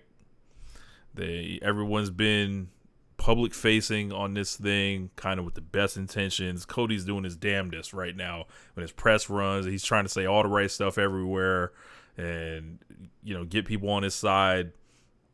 But something inside me is seeing Paul Heyman lurking around, saying we can get a couple matches out of this. We can use some 1970s bullshit he saw when he was a photographer that superstar Billy Graham was doing to stretch it out another month or two. And I feel like some shit is getting pulled. There is no all-time better time to ever do a dusty finish in the history of wrestling than coming up in LA. Nastiness is set to incur, I feel like. And this is going to be the most overbooked melodramatic match of all time, by the way. Could be. I've heard. I think about it. Going to direct? There should be a dusty. There could be a dusty finish in the WrestleMania main event. I'm just like, could be. They don't care. Right. Like the WrestleMania main event's not safe enough for them not to do it. Like right. Yeah. Right. Look, are they gonna say Cody Rhodes is he gonna lose because some blood has corrupted his vision or some shit? Like, yeah. It's all on the table. Is he gonna show up post match with like a fucking white towel wrapped around his head, like his daddy was? And then want to have a shoe fight with who was it? Was it Marvin Hagler? Joe Frazier. Joe Frazier. Yeah. Okay. Is he going to say he will never challenge for the championship again?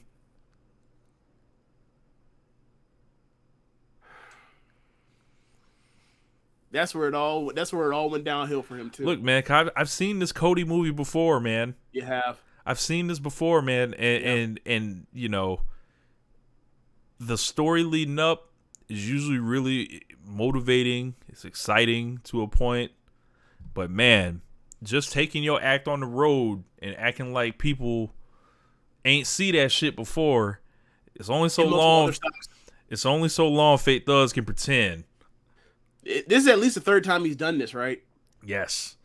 Because he did it with the NWA World Title, he did it with the AEW World Title, and now he's doing it with whatever they call the double titles in WWE. And I got news for you: neither of those outcomes in the outcome of the big match present favorable things.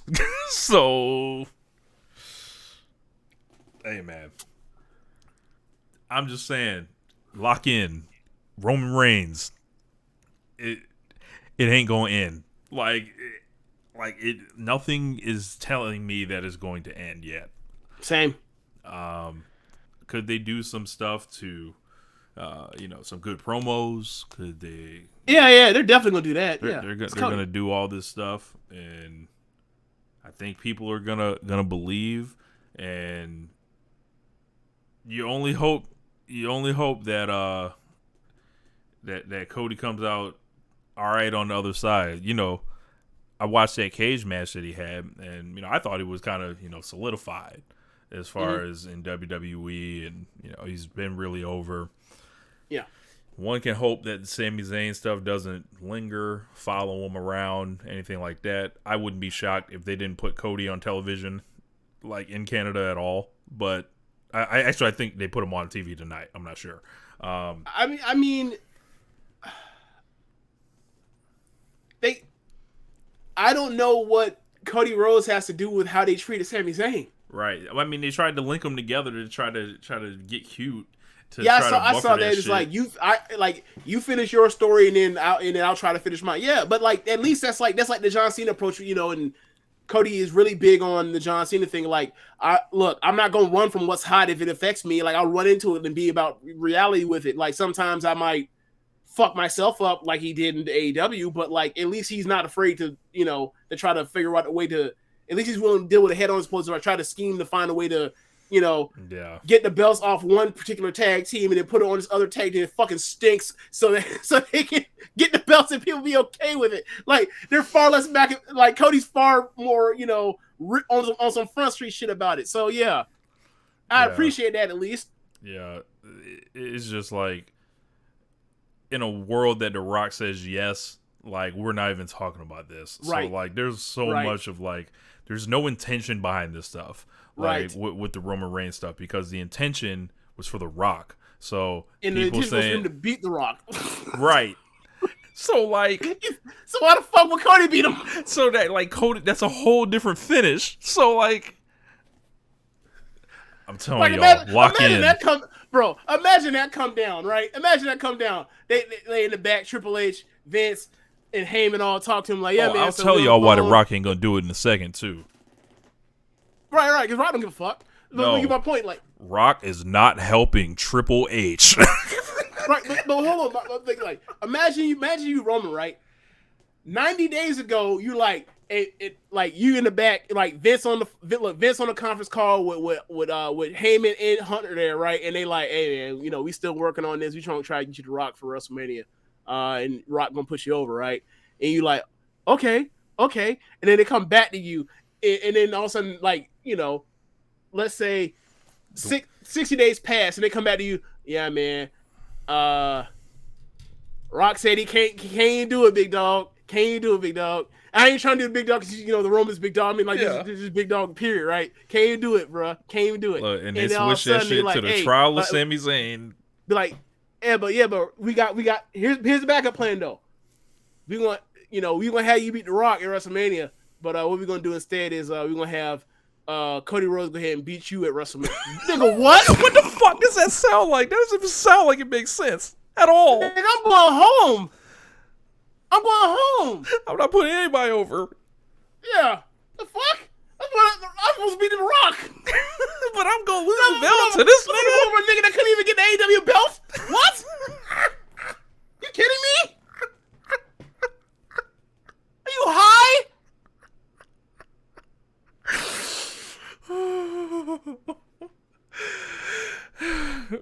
So next time you guys think about that, consider that The Rock was going to lose, but Cody Rhodes is supposed to win. I'll believe it when I see it. All I'll say is this: if that happens, Roman's better than me. Cause ain't no way in hell I go for some shit like that. You must be out your damn mind. Yeah, man. It's the road to WrestleMania continues. Yeah. So what are you thinking? Like, what do you think Gunther ends up doing? You think he's actually in a match? Because people are talking about how much they want to see a Brock versus Gunther thing, and now that like Brock has gotten himself away from, he's been able to do a little of this, and get away from hit the Heisman and all that kind of shit, and get away from Bray. So like he's free. Well, maybe he can do it with Sheamus one last time and put Sheamus over and drop the title to him, because Sheamus has never won the IC title, and that's kind of like his kind of career quest right now. Run it back one more time, have another great match, and then Gunther graduates essentially from that point. Look, you want me to care? Like put Roman Reigns in the ring with Gunther, and then like that's what they'll get me to care. Like you can't make me care about Kevin Owens and Sami Zayn. It will not happen in 2023. Especially when it's like, oh, this is like the third or fourth time. This is the third time I've seen like Roman versus. Bro, this was like Kevin Owens' 5th title shot in this reign. Like I was like, what? Well, I was gonna say like this is like the third, or like that was like the third Royal Rumble match between Roman and Owens. It's like I don't care. Yeah. Nothing against him, because I still like Kevin, and like I like Roman, even though he's doing the shit that I don't like. But it's like It Yeah. don't interest me because Roman's doing something that's like cradling, not compelling to me at all right now, and like I've seen them have 2 other matches in this particular pay per view. Yeah. So, yeah, but yeah, man, like I think even the Gunther shit would be compelling enough to even deal with whatever that comes with like all the Roman stuff that happens in the back end of his matches. I think he's that cold. I'd be like, I'm fully expecting like, Jay or Jimmy or Solo Sikoa to come out, but like the first 5 minutes gonna be on point, so it ain't gonna matter. We sure about that? They might just stare at each other. I don't know. I don't, that ain't really what I've ever seen in Gunther's DNA to be like that. We just gonna do it like this. Obviously, he'll do what he's told, but if like, bro, why even book me in this match if you want to have a standard, type of match like that? I'm like the thing that I bring to the table makes me different from everybody else, even in WWE. Yeah. He's I hope he stops missing pay-per-views to come in 2023. That is my one wish. All right, so wow, nearly an hour and a half on this. Mercedes Moné in Battle of the Valley. Real quick overview of Battle of the Valley show. I thought it was good. I didn't think it was like this great show or anything, but there were some solid matches from the kind of top of the card. I wasn't really into the undercard stuff too much, but I thought the opener was really fun. Gotcha. I missed that because I was coming directly off the stream from Elimination Chamber, so I did not see that match. Gotcha. But everything else I saw, and we got 2 big stories kind of in the fallout of this thing. One of them is if you are into plunder, you might like if you're into like plundering deathmatch stuff, you might like the Lawler in Homicide match. It won for me. Yeah, I didn't like it. But they did a lot. Yeah. A lot. Like it reminded me, I was like, oh, if this is like if the Edge match had weapons, like it was so much. It was based like a hardcore Bloodsport match. I was like, what? That's exactly what like these things don't mix. Like right, but they took the fucking turnbuckle or the ropes down and all that. It was like a peanut butter and mayonnaise sandwich, bro. Like huh?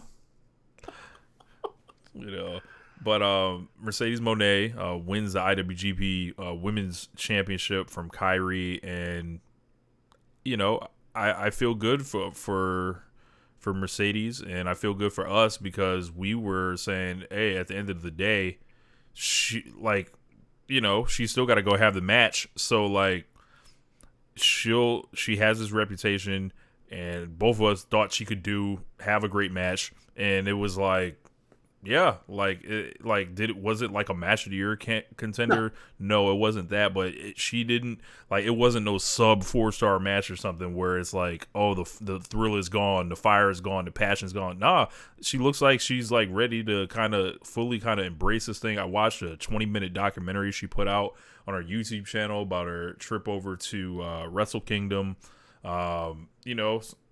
Mercedes she's a quirky individual, like most kind of pro wrestlers are. There's a lot that goes with being Mercedes. There always has been. There's been a lot of people were not hoping she did well. A lot of people were waiting for her to fall on her face. A lot of people were upset she left WWE. We saw the reports about how WWE thought they did all they could do with her at this point. They were committed to Charlotte as the bigger star than her. They've always told us that in the booking. Why would it be a shock in real life they feel that way? But there are people that are upset she didn't show up to AEW. And, there's just general, Mercedes Moné distaste that goes from your fans all the way up to somebody like a Brian Alvarez, who has always kind of covered her in an interesting way, I'll say the least. Yeah. But yeah, I'd also throw in that like what you just all said, which is all just add in the part where like what apparently was a work the whole time where she's mispronounced people's names, like that was getting a lot of the the Stardom fans under it was getting under the skin. And also like the treatment of Tam with the 6-minute match, whatever else, for a lot of people that want to see that Kyrie Tam match in full, like I did. Like a lot of people were pissed, and I don't mean like pissed to the level that I was, where it's like, damn, this fucking sucks, but like I get it, but it fucking sucks, and I wish you had picked somebody else to suffer this, opposed to like your most popular domestic star. But people were really mad to a point where I was like, yo, I wasn't this mad. Why do y'all matter to me? What the fuck's going on? So like, yeah, all the stuff you said plus that, and it's like a lot of people were like rooting for her downfall. And then she came out there and she slapped on a four something, and like all that shit that we said, and people were wishing well on it. Gotta eat it. She gotta shut the fuck up, because she went out there and did what she's always done in big match situations, which is go out there and ball. Yeah. So yeah. Sorry. Better luck next time. Yeah, I was happy to see her come out. Like I'm digging. I was digging the Hana Kimura tribute. I saw her come out with the mask. I was like immediately like, oh, like so. She had the dancers out there with her. It was quite a different feel for New Japan Pro Wrestling. I didn't like the dancers. I was like, what is this? And then she came out and I saw the hand, so I was like, oh, okay, that's cool. Yeah. I wonder if people are like now getting it like it was a work, or are people going to be like, this is pandering? I was wondering. Yeah. But most people liked it from what I saw. I saw some people like doing the this is pandering. This is like, you know, I saw some. It's for clout. Yeah, of course. As far as the match goes, I thought it was kind of like a good psychological match. And as far as like, you know, it wasn't like super fast paced or anything, but it wasn't slow either. I thought this kicked the shit out of the main event that I watched on a previous show. And for my money, this is probably my favorite match on the card on Battle in the Valley even.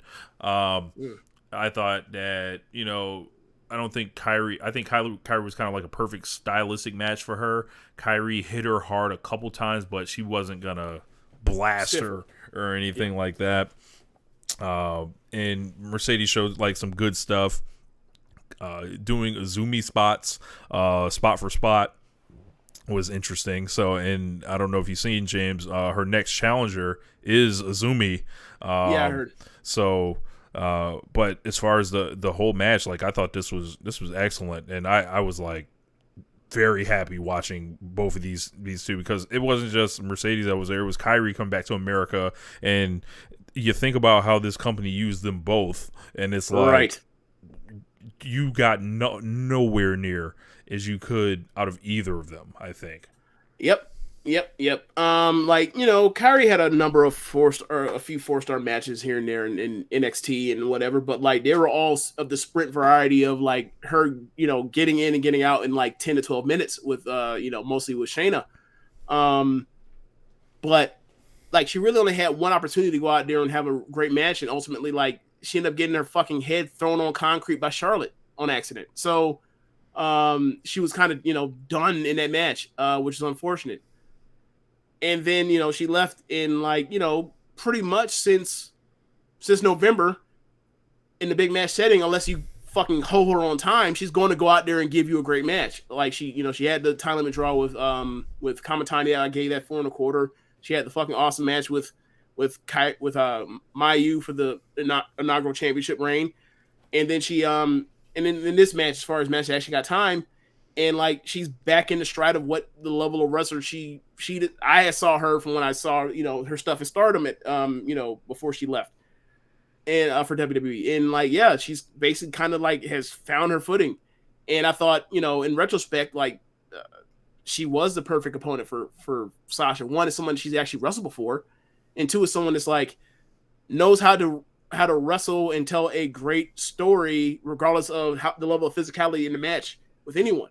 That's always what Kyrie was great at, was like psychology, being able to sell. And it's just simple psychology.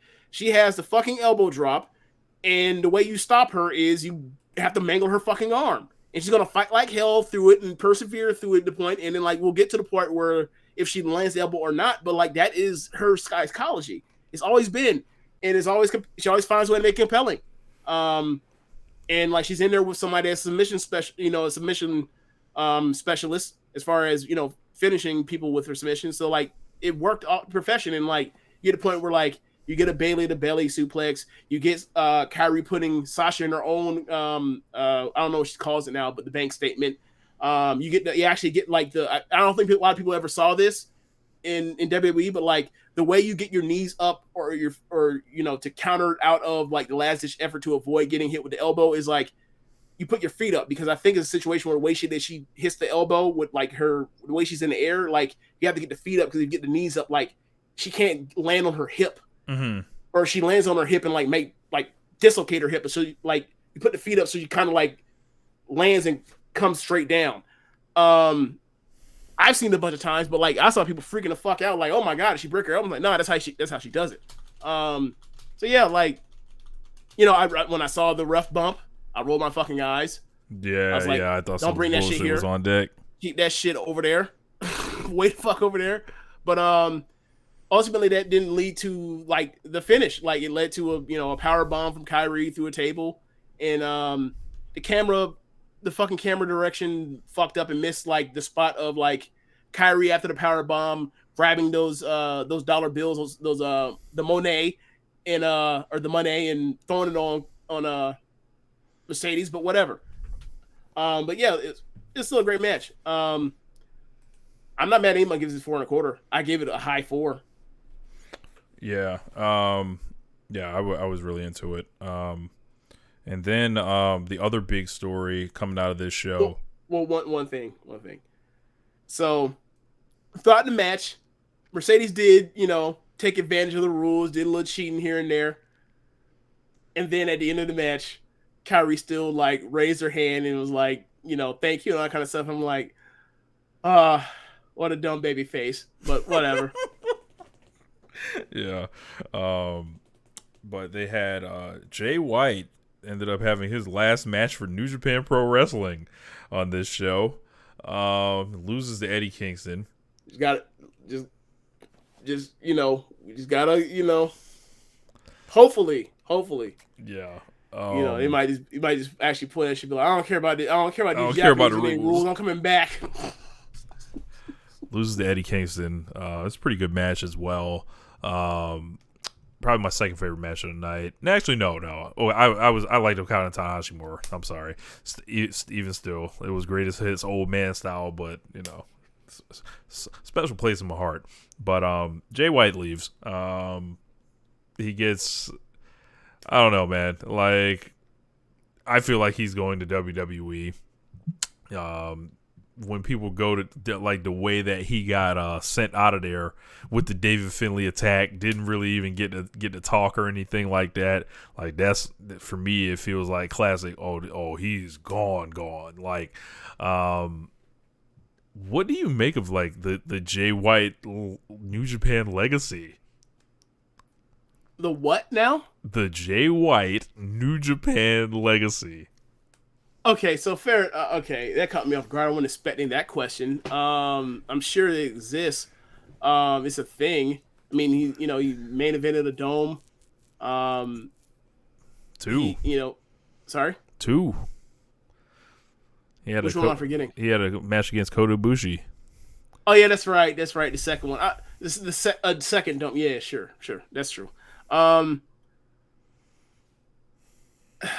I mean, he pretty much did everything that he could do at this point, except for win the G1. And turn babyface. Well, yeah, that's true.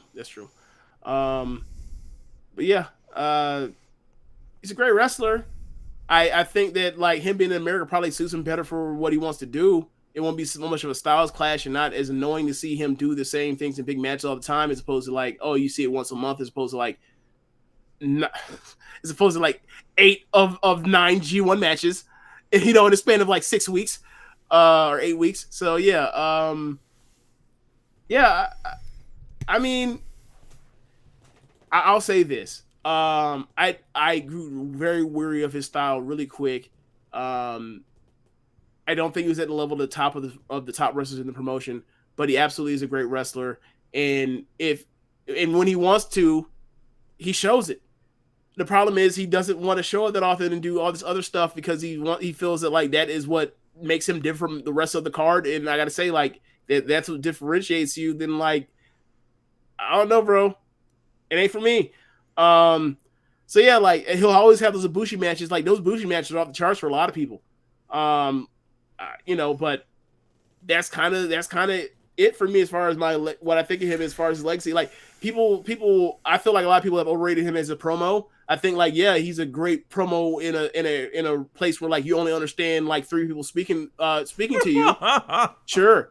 And I'm not saying he's a bad promo, because he is a good promo, but like we saw during the Forbidden Door stuff, you see him like on the screen versus in the same, breathing the same air as Eddie Kingston and MJF, and it's like, nah, that he don't match up in that way. This at least from what we saw. But yeah, like at this point, why not make that? Why not like make the change to that challenge of saying I want to be on TV and see if I can make this thing work? Because like he's more than going to be in America on TV in a major role. Yeah, he's 30 now. He's been in New Japan for years. Could he turn babyface? Yes, but like you name me, that would be great for him. Like it would be great for him, but like maybe he's thinking how far could I really go? I won't ever get pushed as like the ace as a babyface or anything, or the top guy as a babyface. So he's also not that big.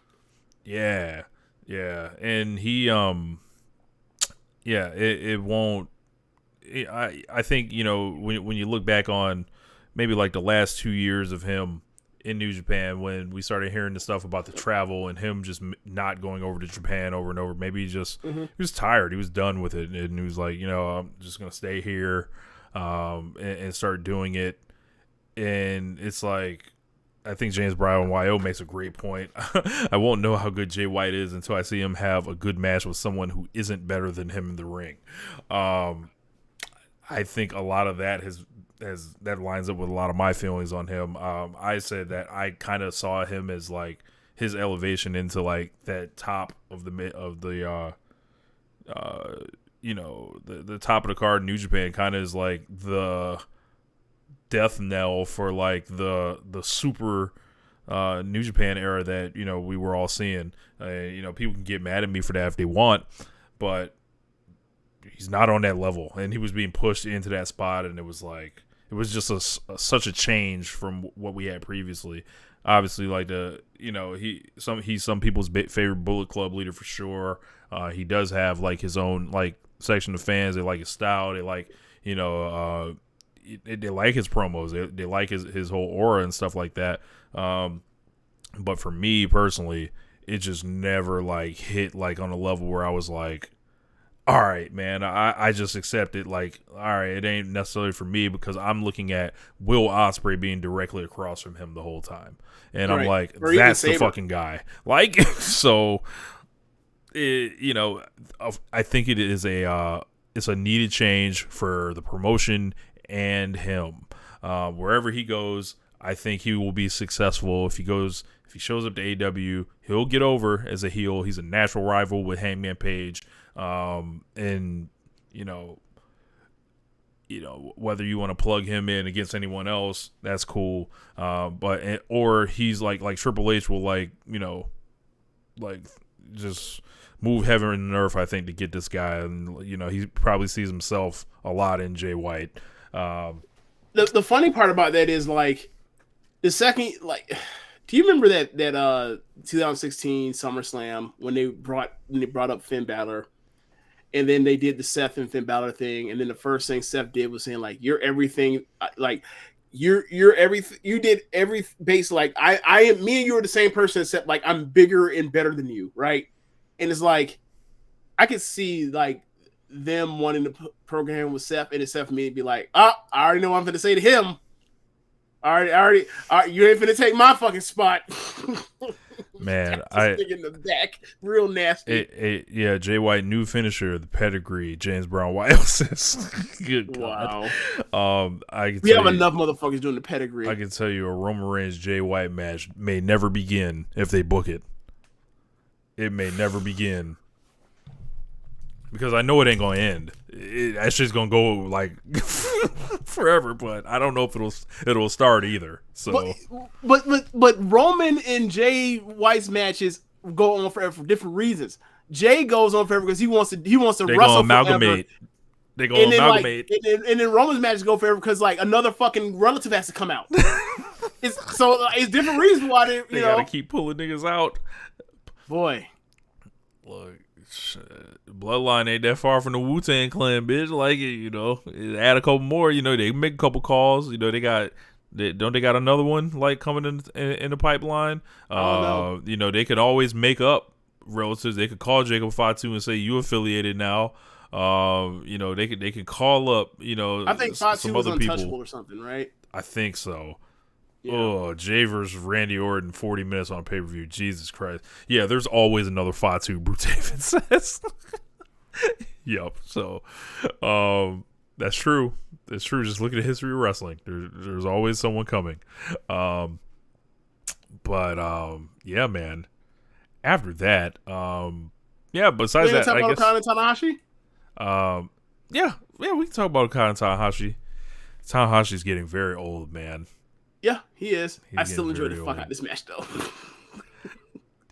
Yeah. Like,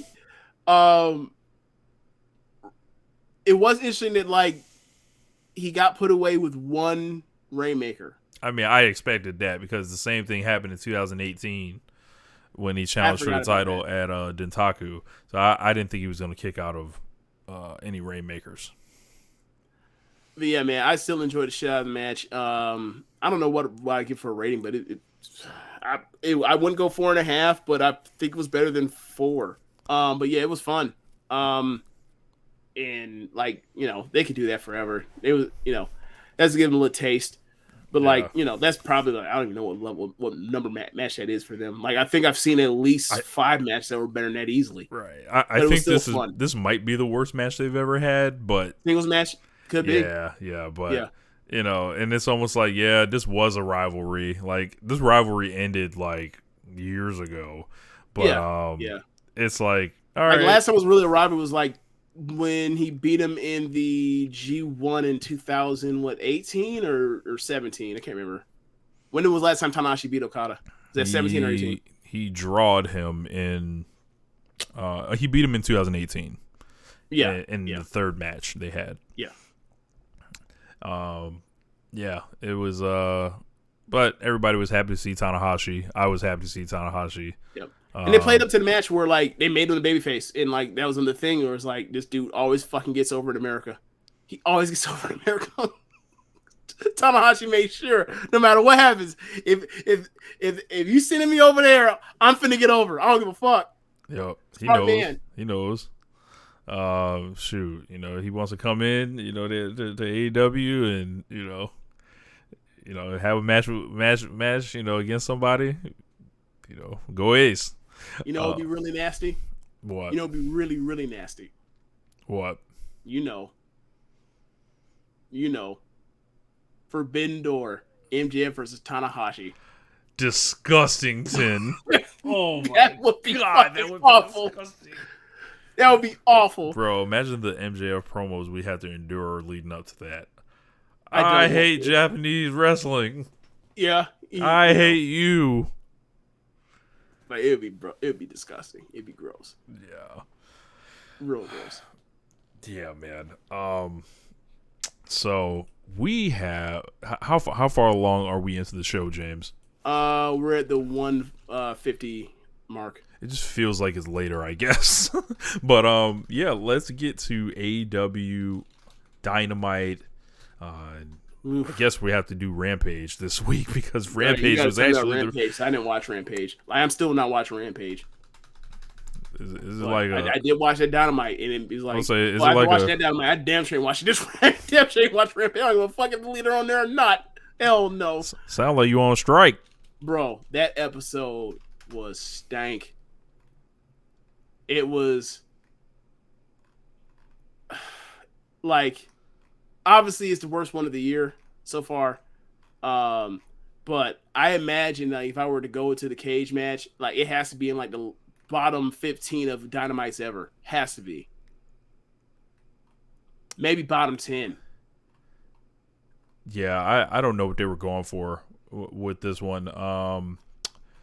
Trying to pull up the notes here. Sheamus X Nova says Dynamite was straight ass, and it made me think like straight ass homie, like Randy Moss, except with straight cat. Yeah, I'm trying to find the no date. bueno. So like, they opened this this show up and like there was stuff that happened on this show, but there was just like it seemed like it. The Wardlow promo seemed was something that came to my mind as something positive. Yep. But after that, it was like they started this thing with this party match with Orange Cassidy and Acclaim against Jeff Jarrett, Jay Lethal, Satnam Singh, Sanjay Dutt. Jeff Jarrett, of course, wrestling after Jerry Jarrett had died. They announced that earlier in the day. Immediately. Yeah, of course. Like, come on now. Think that was stopping Double J? Look.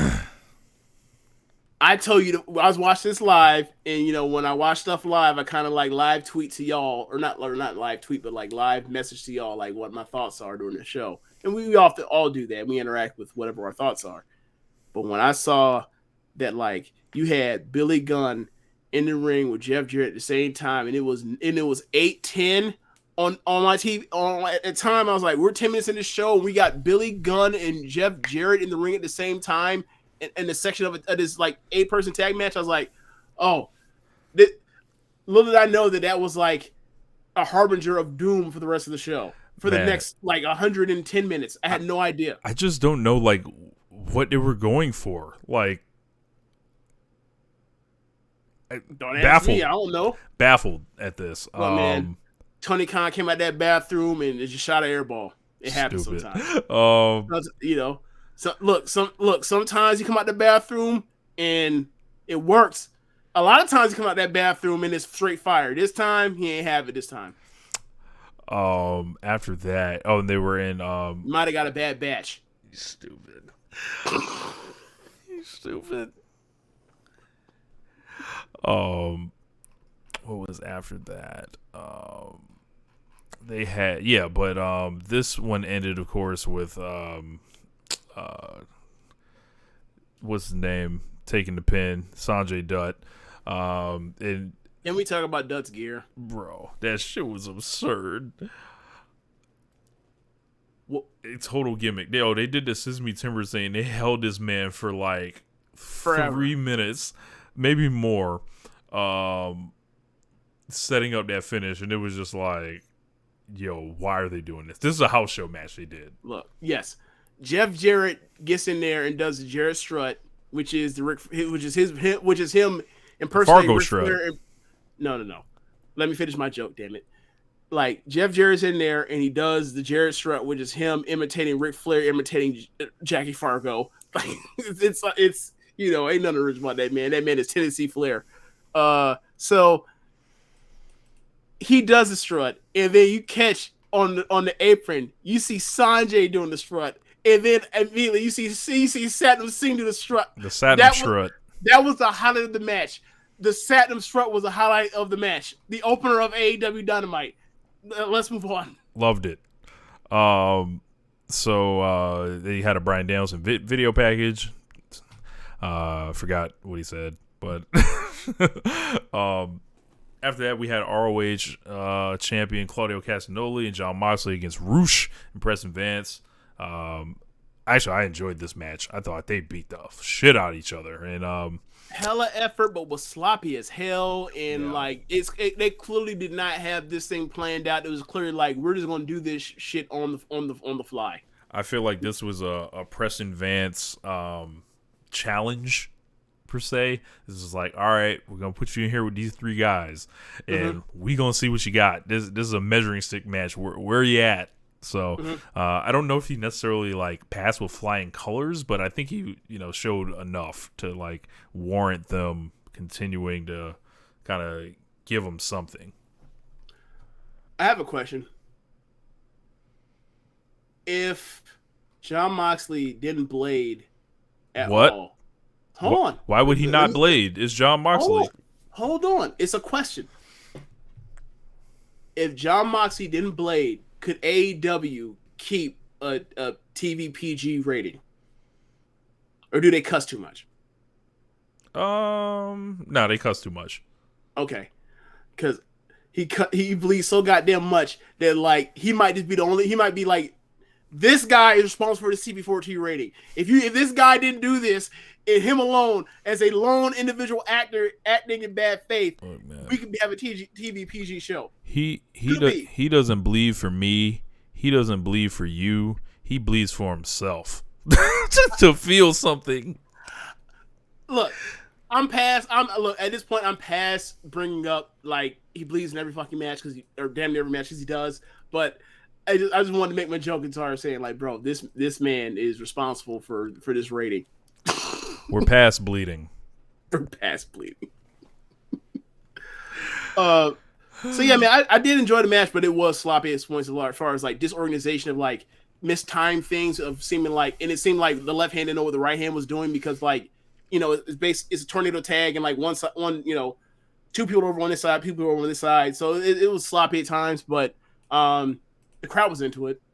And then at some point the crowd wasn't into the rest of the show. I forgot what the turning point was, though. I can tell you why. It was like the crowd was like realizing, it was like, hold on, we got a bad show, and then the crowd like quit on them like halfway through that. But after that, they were showing Hangman Page. He got attacked by Butcher and the Blade and Kip Sabian. Dark Order save their guy. Did the Wardlow Jim Ross sit down? This was actually pretty good too. Yep. He basically shares personal stories with Jim personal stories with Joe while they were teaming, and one of them was about his dad, his connection with him, and he grew his hair, and you know, to kind of honor him because his dad had long hair and a beard, and he had a rocky relationship. He died of cancer, but he was able to see him wrestle at his first indie show. And he basically grew his hair out after he passed as a connection with his dad. Joe knew this and it took it from him. And I kind of like that they did it afterwards because it wasn't like this thing where we all got to kind of telegraph it and get it in the moment. I like them just cutting it, then it makes it seem like, oh, this shit is fucked up that Joe did. Yeah. I think it's a nice touch, but it's obviously a retcon. Like, he just wanted to cut his hair. It's fine. But I do like the part where like the hair being cut means something because the look change, like the change of the look means something now. Yeah, you know, and he didn't have to lose a hair versus hair match or anything, but I thought this was crafted like in an old school kind of Jim Ross interview fashion. You know, Jim ain't really adding much at this point, but I think Wardlow did good with the format. Yeah, like this is what Jim should have been doing. Like in retrospect, this is what Jim should have been doing from jump and only this from jump in AEW. But like he's still around, so like put him to work. Make him fulfill the contract. We have Mark Briscoe up next. He defeated Josh Woods.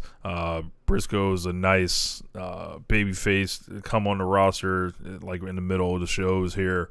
It looks like, and he's a lot of fun when he comes out. It's just like, they tried. I think the crowd, like even for an AEW crowd, was like, "Who the fuck is Josh Woods?" Even though we see him like once a month. Like, this was when people were like getting into the like, enough with stop trying to make Ring of Honor a thing.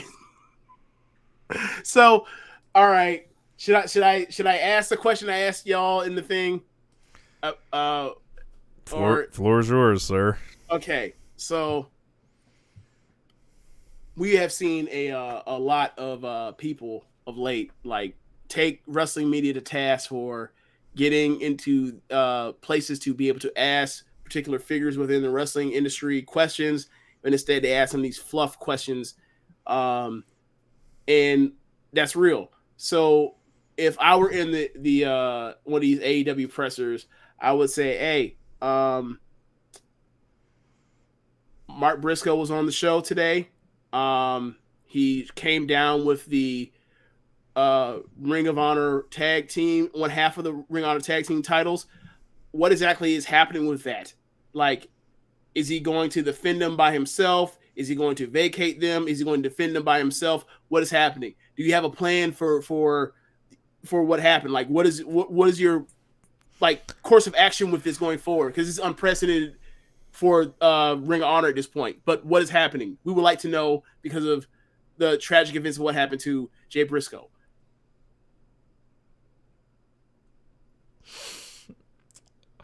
Why are me and Booker T the last two real journalists in pro wrestling? Brother. Yeah, man. When I saw you ask this question, I was like, oh my God. I didn't even think about this shit. Like, I did because, like, They just had like one of the best feuds of last year over the belts, and now like, you know what I'm saying? Like those tag matches were literally like what helped carry these pay-per-views. Indeed. You know what I'm saying? Like, I'm not trying to be funny, but it's like, hey, like what's happening now? I don't mean to be cruel or callous with that. Like, I don't think it's necessary, but I don't think it's insensitive to ask that question. Maybe it's too soon. Maybe. Because the way y'all read to me is like y'all was like, is this a joke? Is this too soon? I'm like, no, I'm not trying to be funny. You but ever like, seen what that are you gonna meme? do with this shit? You ever seen that meme where the people are in that city council meeting and somebody says something and then everybody turns around and it's like, you need to leave. Like, I remember that when that was like the dude was talking about like his kid was getting picked on and all said like, well, maybe you should go back to your country. And Buddy was like, you need to leave. Yeah, they were like, they couldn't believe that he said that. It's like, man, I've seen a lot of these parents conference at schools. I've seen a lot of people say that kind of stuff. I can't believe y'all gasped. Well, whatever happens with the belts. Somebody was thinking that too, besides just him saying it. Whatever happens with the belts, we are about a month away from Supercard of Honor. One would think that might be a time to address that. Whether a tournament final is there, whether it's Mark defending that shit by itself, which I maintain would just be sad. How do they have a tournament final for it when all they got is events? When are they doing the shows? When does the show start? They tape next weekend, February 25th and 26th. Okay. So my mind. Sorry, I totally missed that part. Okay. So I'm sure something will come out of that. So shit. Yeah, you may as well do it and call like the Jay Briscoe Cup or some shit like that. Right. You can do that. Renee had the Briscoe's Cup. You can't leave one of them out. Like that'd be fucked up. That would be fucked up. Yeah. Be like, yeah, he won all them tag teams with all them tag team titles with his brother, but he's gone, so we only gonna memorialize him. Yo, alive ass, we don't give a fuck about. Like, damn, that's rough. That's tough. Damn. So Renee had to sit down with Adam Cole, who was overly happy for some reason, couldn't be happier to be back on the road. I really hope they don't just turn him heel. Because it's like, I think y'all should try this, and I feel like Adam Cole needs something different. I got the vibe that Jay White was coming to beat his ass. That's what I was concerned. That's when I was like, hey, he's coming to AEW, because like Jay White has rarely, if ever, done anything that like I wanted him to do in pro wrestling. I don't want him in AEW, so of course he's coming to AEW. That's my luck. I mean, I'm not plugged into any. I've heard people mention that, like it's just this thing, but I'm like, I don't know what that's based on. So, the Bullet Club stuff. Yeah. Yeah. So we'll see if that happens. We'll keep our eye on it. MJF made his entrance, and this was a pretty good night for MJF. He's Jekyll and Hyde right now. I feel like he's yeah. He gave us a lot of memeable material. He had a memorable commercial break that was captured on video where he's just cussing up a storm, giving everything to the crowd, getting all the heat. He basically said it wasn't long ago the fans who worship Bryan Danielson, they were previously devil worshippers. He turned his back on them before they could turn their back on him. Just like the crowd, Danielson's trash and convince the crowd that he's better than MJF. The only way you're the best is when you're holding the world belt, not having 5-star matches. He's the best wrestler in the world. Danielson doesn't have the balls. Blah, blah, blah. Calls out Christopher Daniels. Christopher Daniels comes out, still selling the eye, by the way. Young Bucks beat the shit out of that man. And he basically said, Danielson has looked up to him, or he's looked up to Danielson his whole career. MJF had basically paid Daniels to basically disparage him. He basically set it up like, I want Daniels to tell the truth about this guy.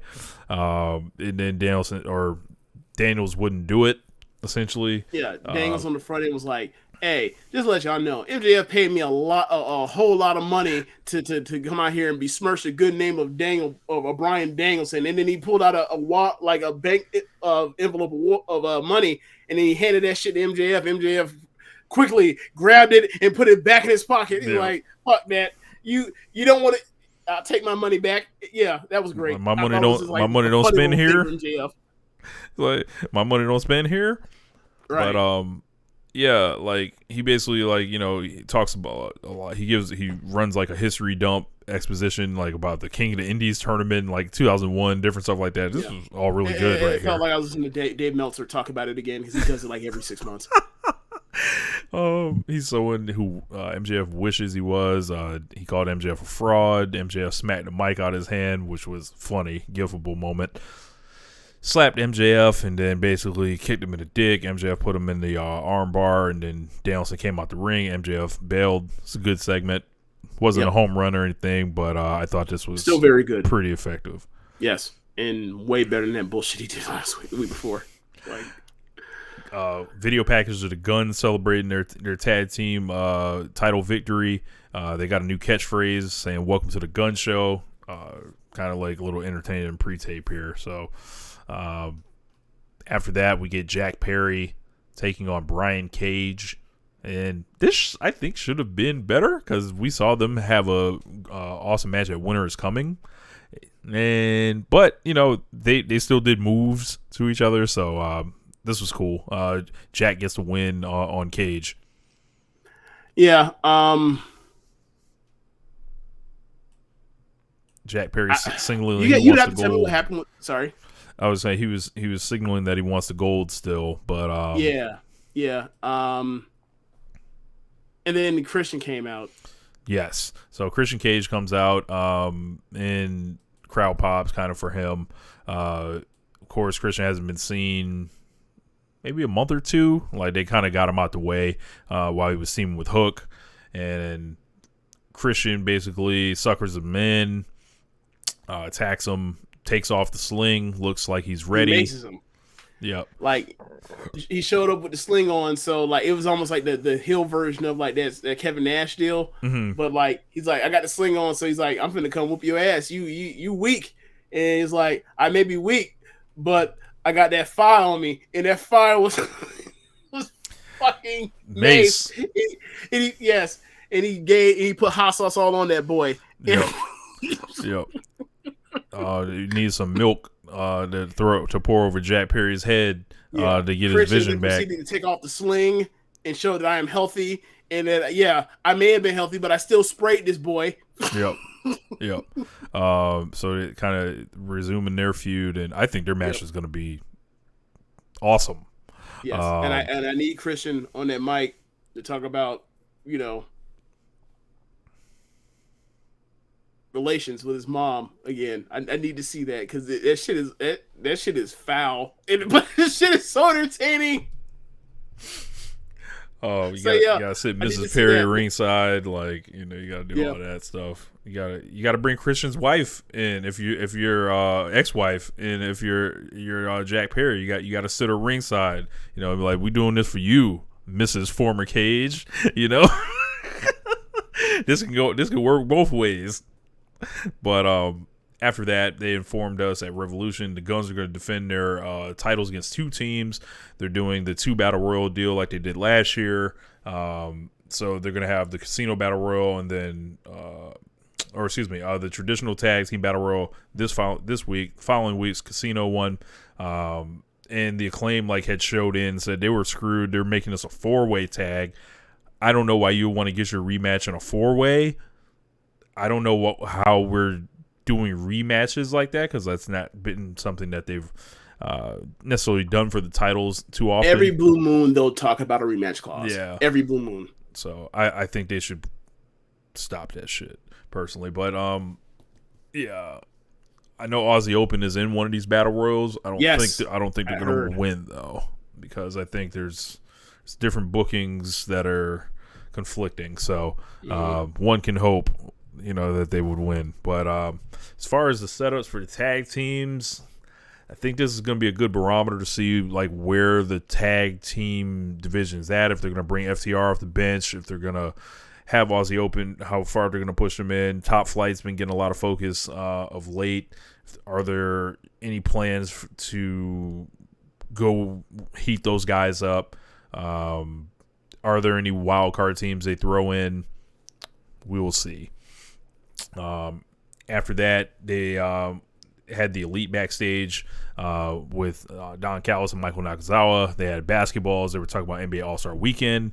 And they said something, and it was, I forgot what it was, but it was like, hold on, that doesn't quite make sense. But AR Fox and Top Flight basically showed up. They wanted a rematch. They had basketballs as well. They wanted to run it back on Rampage. Callis said no. Dante said, y'all don't got the balls. So Kenny stepped up and was like, nah, let's do it. And then they somehow Brandon Cutler got hit in the balls with a basketball. And they announced a trios title match for Rampage. That match ended up being a pretty fun kind of comedy match. I don't think it was on the level of their last match, but it was very entertaining. I'll say that. And the match featured the use of basketballs, so that was pretty funny. They did a tip-off spot, I believe, and they were throwing the ball at each other as well. So this was goofiness, but in a good way. Great optics. Yo, how can they want to play basketball with the black guys? I mean, to be fair, the Elite, these are well-established basketball players in AEW canon. We've seen the handle of Kenny Omega. We've seen the handle of Matt Jackson and Nick Jackson, the trick shottery. We've seen this. Why are you running from my question? Why are you running from my question? I didn't ask you that shit. Why do you want to top five on the black hand side with these niggas? What's going on? Maybe they got the Larry Bird mentality. Maybe they offended if anybody white guards them. Oh man. The Larry Bird, Julian Maskell, mindset.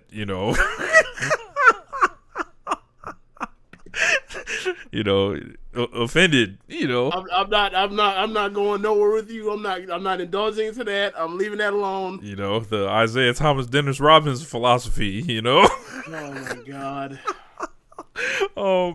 But after that, we got Hangman Page versus Kip Sabian, and yeah, man, Kip useless, man. This just match, quick win for Hangman to kind of set up this segment. I was looking for Kip to show me something, and did you see anything, James? Did I miss anything? I mean, I saw a guy that could do really well in like an Adam Lambert lookalike contest, but that's really about it. I don't even know who that is. Adam Lambert's a singer. Got you. Yeah. I love Zach Mike saying put Kip on ROH. You can't just dump people to ROH. What do you want to see him do in ROH? You want to have a Pure Rules match? It's like, no, seriously. I want you to look at me when I say this to you. What? He's a fine wrestler, and that's it. But if you want to, but you can't like use that dude as somebody that matters on a program. If you put no, you can't put him in the ROH heavyweight title scene. You can't put him in the Pure Rules title scene. You can't do nothing with him. We don't even know what they do in the tag titles. What is there? What is there? You team with Mark Briscoe.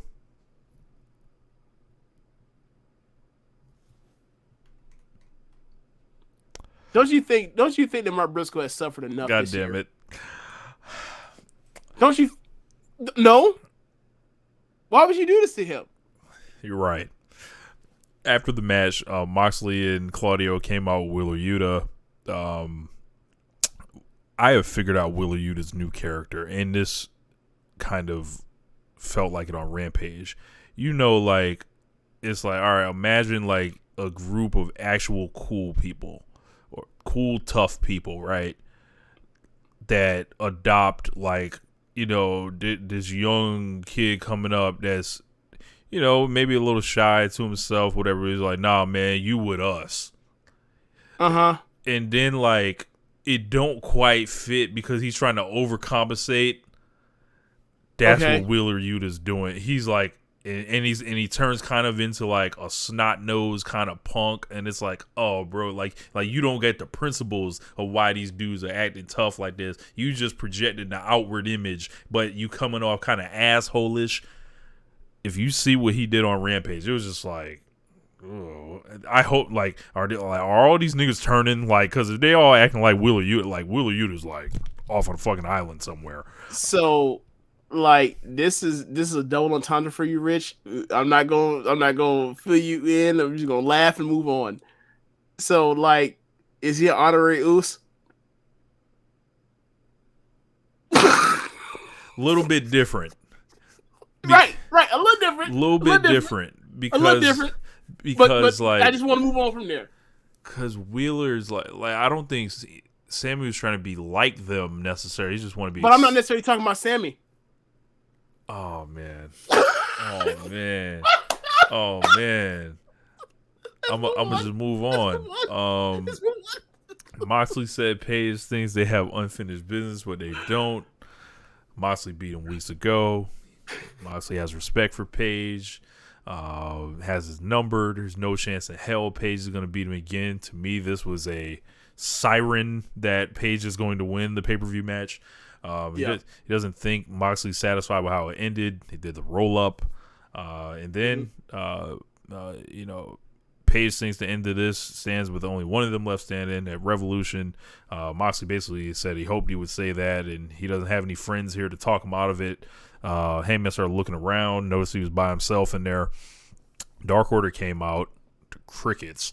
And Evil Uno basically said, that David had his back. Evil Uno was actually pretty good here.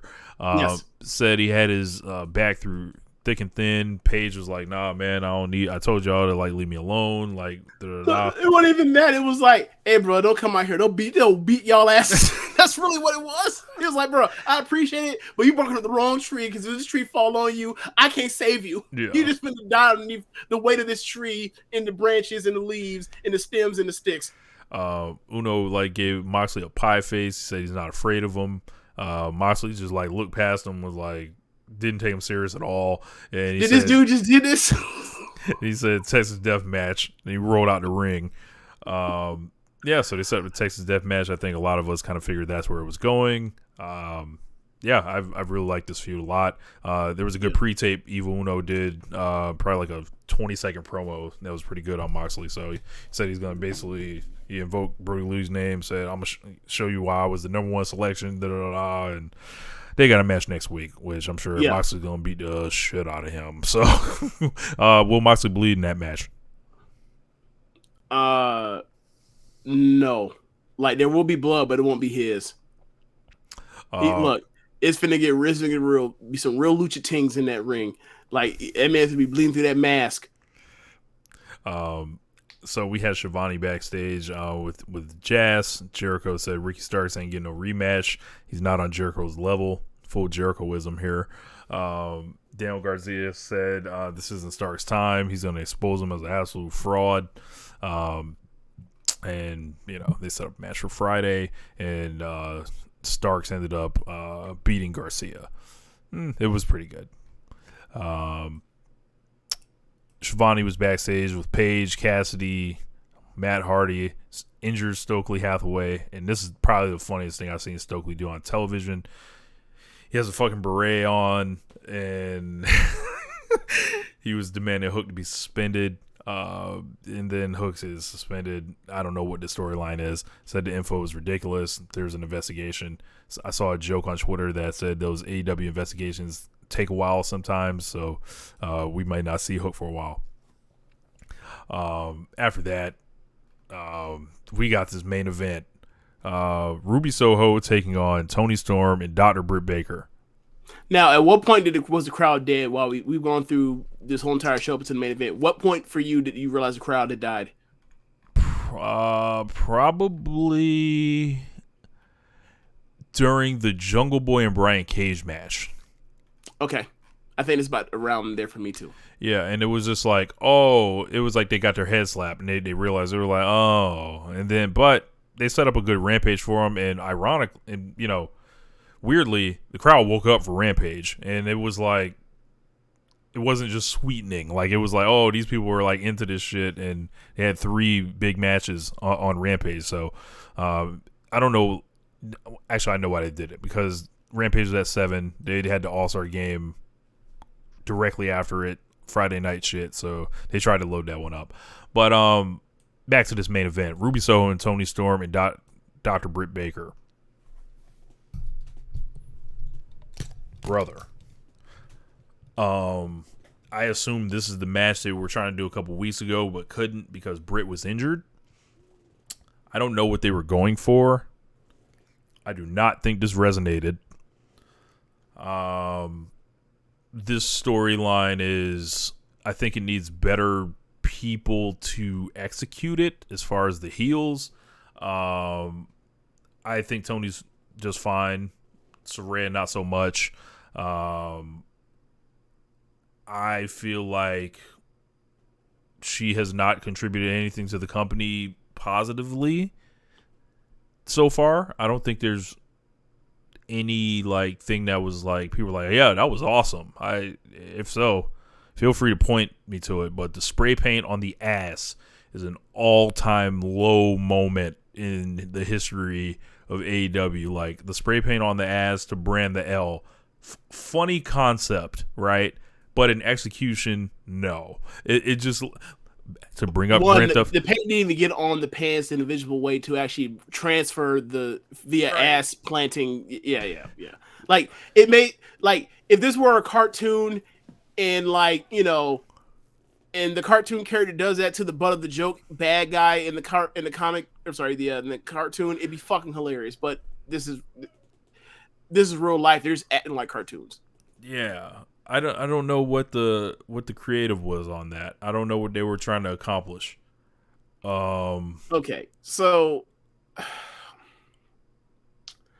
now they have tried I don't necessarily blame Britt for this. It was a talking point that people have made throughout the time. Like even the Acclaim was doing this when it was Swerve in Our Glory of the at WWE ears coming into AEW stuff, right? And she pointed that stuff out with the Saraya stuff. Saraya then brought up stuff about I'm a bigger star than you and blah blah blah blah. And then somehow Toni Storm got brought into this, and now she's a heel with this too.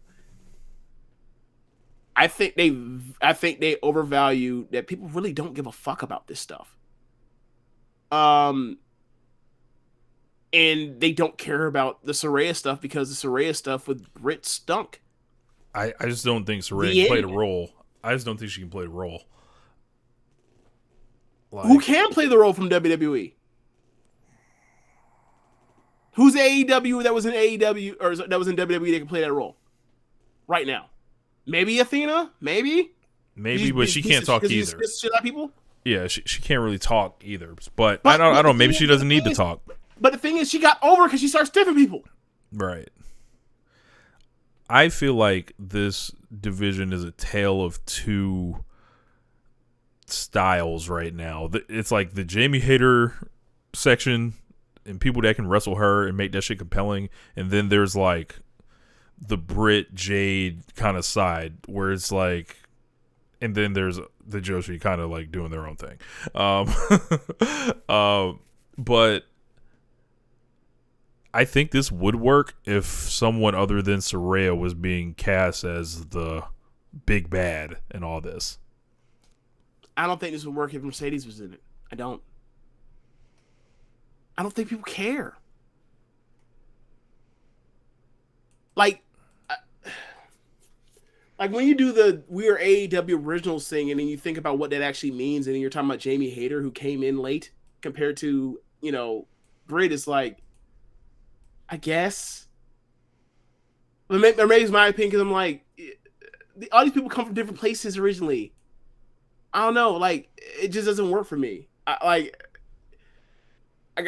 personally thought, like, for me, that you mentioned the spray painting of the L on the ass was like funny for me as far as like the idea of it. The execution stunk, but like the idea of it. But like as far as like that's not going to get them heat for spraying L's on geeks. Right. It's very like beautiful people, like mean girls, like I mean, if it wasn't involving this storyline in a different thing where they were just like just branding losers on people, L's on people, sure. It's sophomore, it gets over, right? But I just think that like nobody wants to see anything involving Britt Baker and Saraya. And like, unfortunately, Tony Storm and Jamie Hayter have been dragged into this thing. And like, the sooner Jamie can get away from this, or just flat out they can just do the Jamie Britt split, the better. Ruby did. That's what I think is actual money in the division at this point, is like a Jamie Britt feud, and all this shit's in the way. So Ruby did get the win.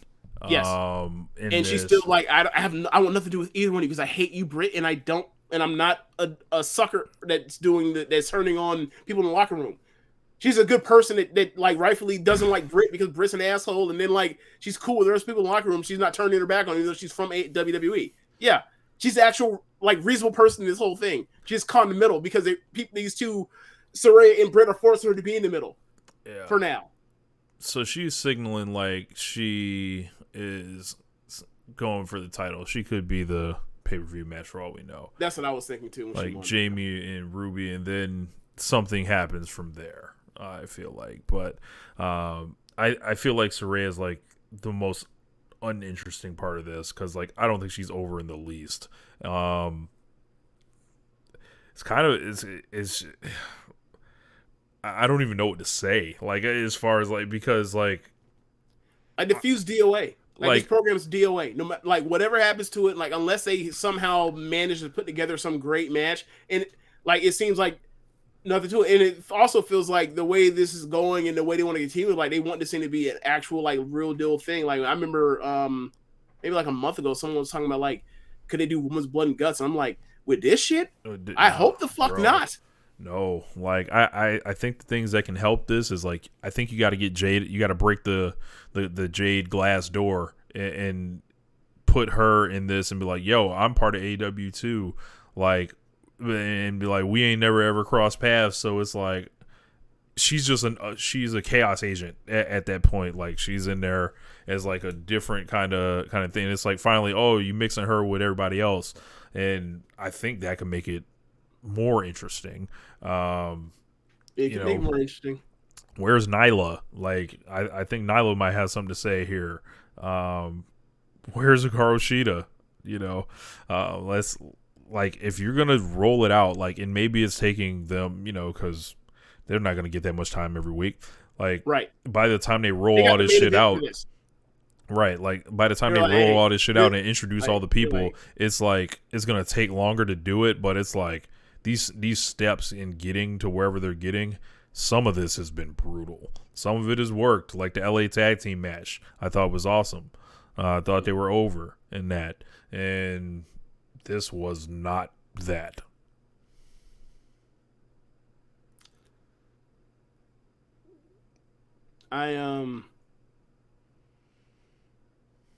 Britt has to be on a pay-per-view, so like what do you think happens? What do you think she does?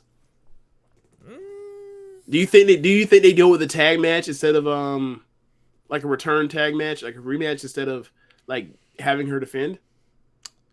You know, because I don't think Ruby is like a big enough thing to where people are like, oh yeah, I can't wait to see that match necessarily. Because it's like Ruby ain't exactly in there hidden like Jamie's in there hidden when it comes to a match. As far as like being physical and that kind of stuff. Like if you want, like I feel like if you're gonna put Jamie in a fence, like you need to put her in someone that's gonna go out there and try to have a physical match with her. Yeah. Can they call up Beth Phoenix and see if they can pry her free? I would like to see that match. As far as Britt, can't think where she fits. I think the thing might be that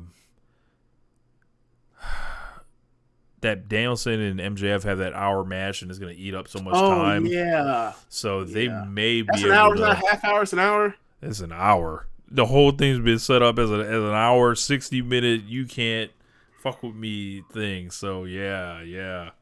So that's 70 minutes basically. That's 70 minutes and shit. So like with a video, or actually maybe 75. Like video package, entrances, post match, sign off. Yeah. I mean that was about as long as the Roman Reigns match. So You know, 75 minutes, bitch. Including the entrance and the stare downs and the talking and the post match angle. Like, but it'll just be the match. I think you're confusing what a match, the length of a match, and what it feels like. I think you're confusing those two. Yeah. Tell you, like, when I sat down, bro, it was just like I felt like the rest, like, even though they were playing the the ref bumps, they were playing the video packages and the commercials and shit. I didn't really get bothered by all that because I was paying attention to the All-Star weekend too. But when that match started, it was like, oh, time has stopped. It was the worst match on the show, Rich. Time has stopped. So I see why you feel that way. One more thing from Rampage. Dustin Rhodes versus Swerve Strickland. This match, I thought, was awesome. And they did the yearly DQ in this match, to where Dustin had Swerve beat at the end, but before that, these guys were in there working, and they were like Swerve was like looking like, yo, like he's been like waiting to get in the ring to kind of do something to this level for quite a while, because like he had been booked against Brian Pillman, but he wasn't going to get the same kind of opportunity you would get with Dustin. Like this, they got the main event. I think they got like 20 minutes too, if I'm not mistaken. And this was like Dustin was working. He got bust open, but it was good the way he got bust open. And then the end. It wasn't intended. Was it a hard way? Nah, it was intentional. Like so, okay. Dustin was on the outside of the ring near the new, like his head was on the ground. He's kind of like on all fours near the new barricades. Swerve like basically ran the entire length of the ring, hit him with a drop kick into the barricade. So it was like, and that should look great. So he came up. Quick question. Why do the AEW new barricades look like they just want to be like the LED Raw or WWE barricades? I don't know. They look hard though. Like they do look hard, but they get that feel like if they really want them to actually look similar to that, WWE look, and also with the stage now, whatever. So I don't care or whatever else, but it's worth noting that like they've gone to the primary colors of red and blue and all that kind of stuff too. Yeah. Sports. All right, but back to Dustin and Cody. Dustin definitely and not Cody. But yeah, like this was awesome. I thought this was a big kind of match for Swerve here, and I think that going out of this with that DQ, Parker got involved, pulled Dustin out the ring, attacked him, and that was like the end of the match or whatever. They bring Dustin in, kick the shit out of him. Swerve's gonna basically pull out the brick again to put it on Dustin's ass. They had Dustin's head laid on the steel steps in the ring. He was gonna jump off the top rope. Keith Lee's music hits. They look at the stage, but Keith Lee kind of rises up behind them because he comes in behind them. Keith Lee has the all gray hair with no beard, looks very different, and basically runs him off. There was physicality with him and Parker. And Parker, like Keith Lee's gonna set up Swerve for like the kill shot, no pun intended. But Parker sacrifices himself to take the hit for Swerve. So Swerve got these white men jumping in front of him to take these whoopings and beatings. So there was no Trench this week because Trench had been taken out, but we didn't know. That's his name? Trench is his name. They gave him a name. Okay. So Trench had been taken out by Keith Lee. We didn't find out kind of until Keith Lee returned. He was because Swerve was like, I don't know where Trench is, like before the match. And this is a good piece of work. They could probably go into a tag match with Parker and Swerve against Dustin and Keith Lee. Of course, the connection between Dusty Rhodes and Keith Lee as well. He came to Dustin's aid, helped him up, and he was all bleeding and shit. So they rolled this over. I would have liked the clean finish personally, but this, they use DQs like once a year. If you're going to burn one to get some heat for Swerve, and I think it's okay. All right. So besides that, I don't have any other new stuff on the format sheet. Besides that, yeah. I think that's a good place to leave it. Make sure y'all buy my goddamn album. I'm not playing with y'all. I'm kidding.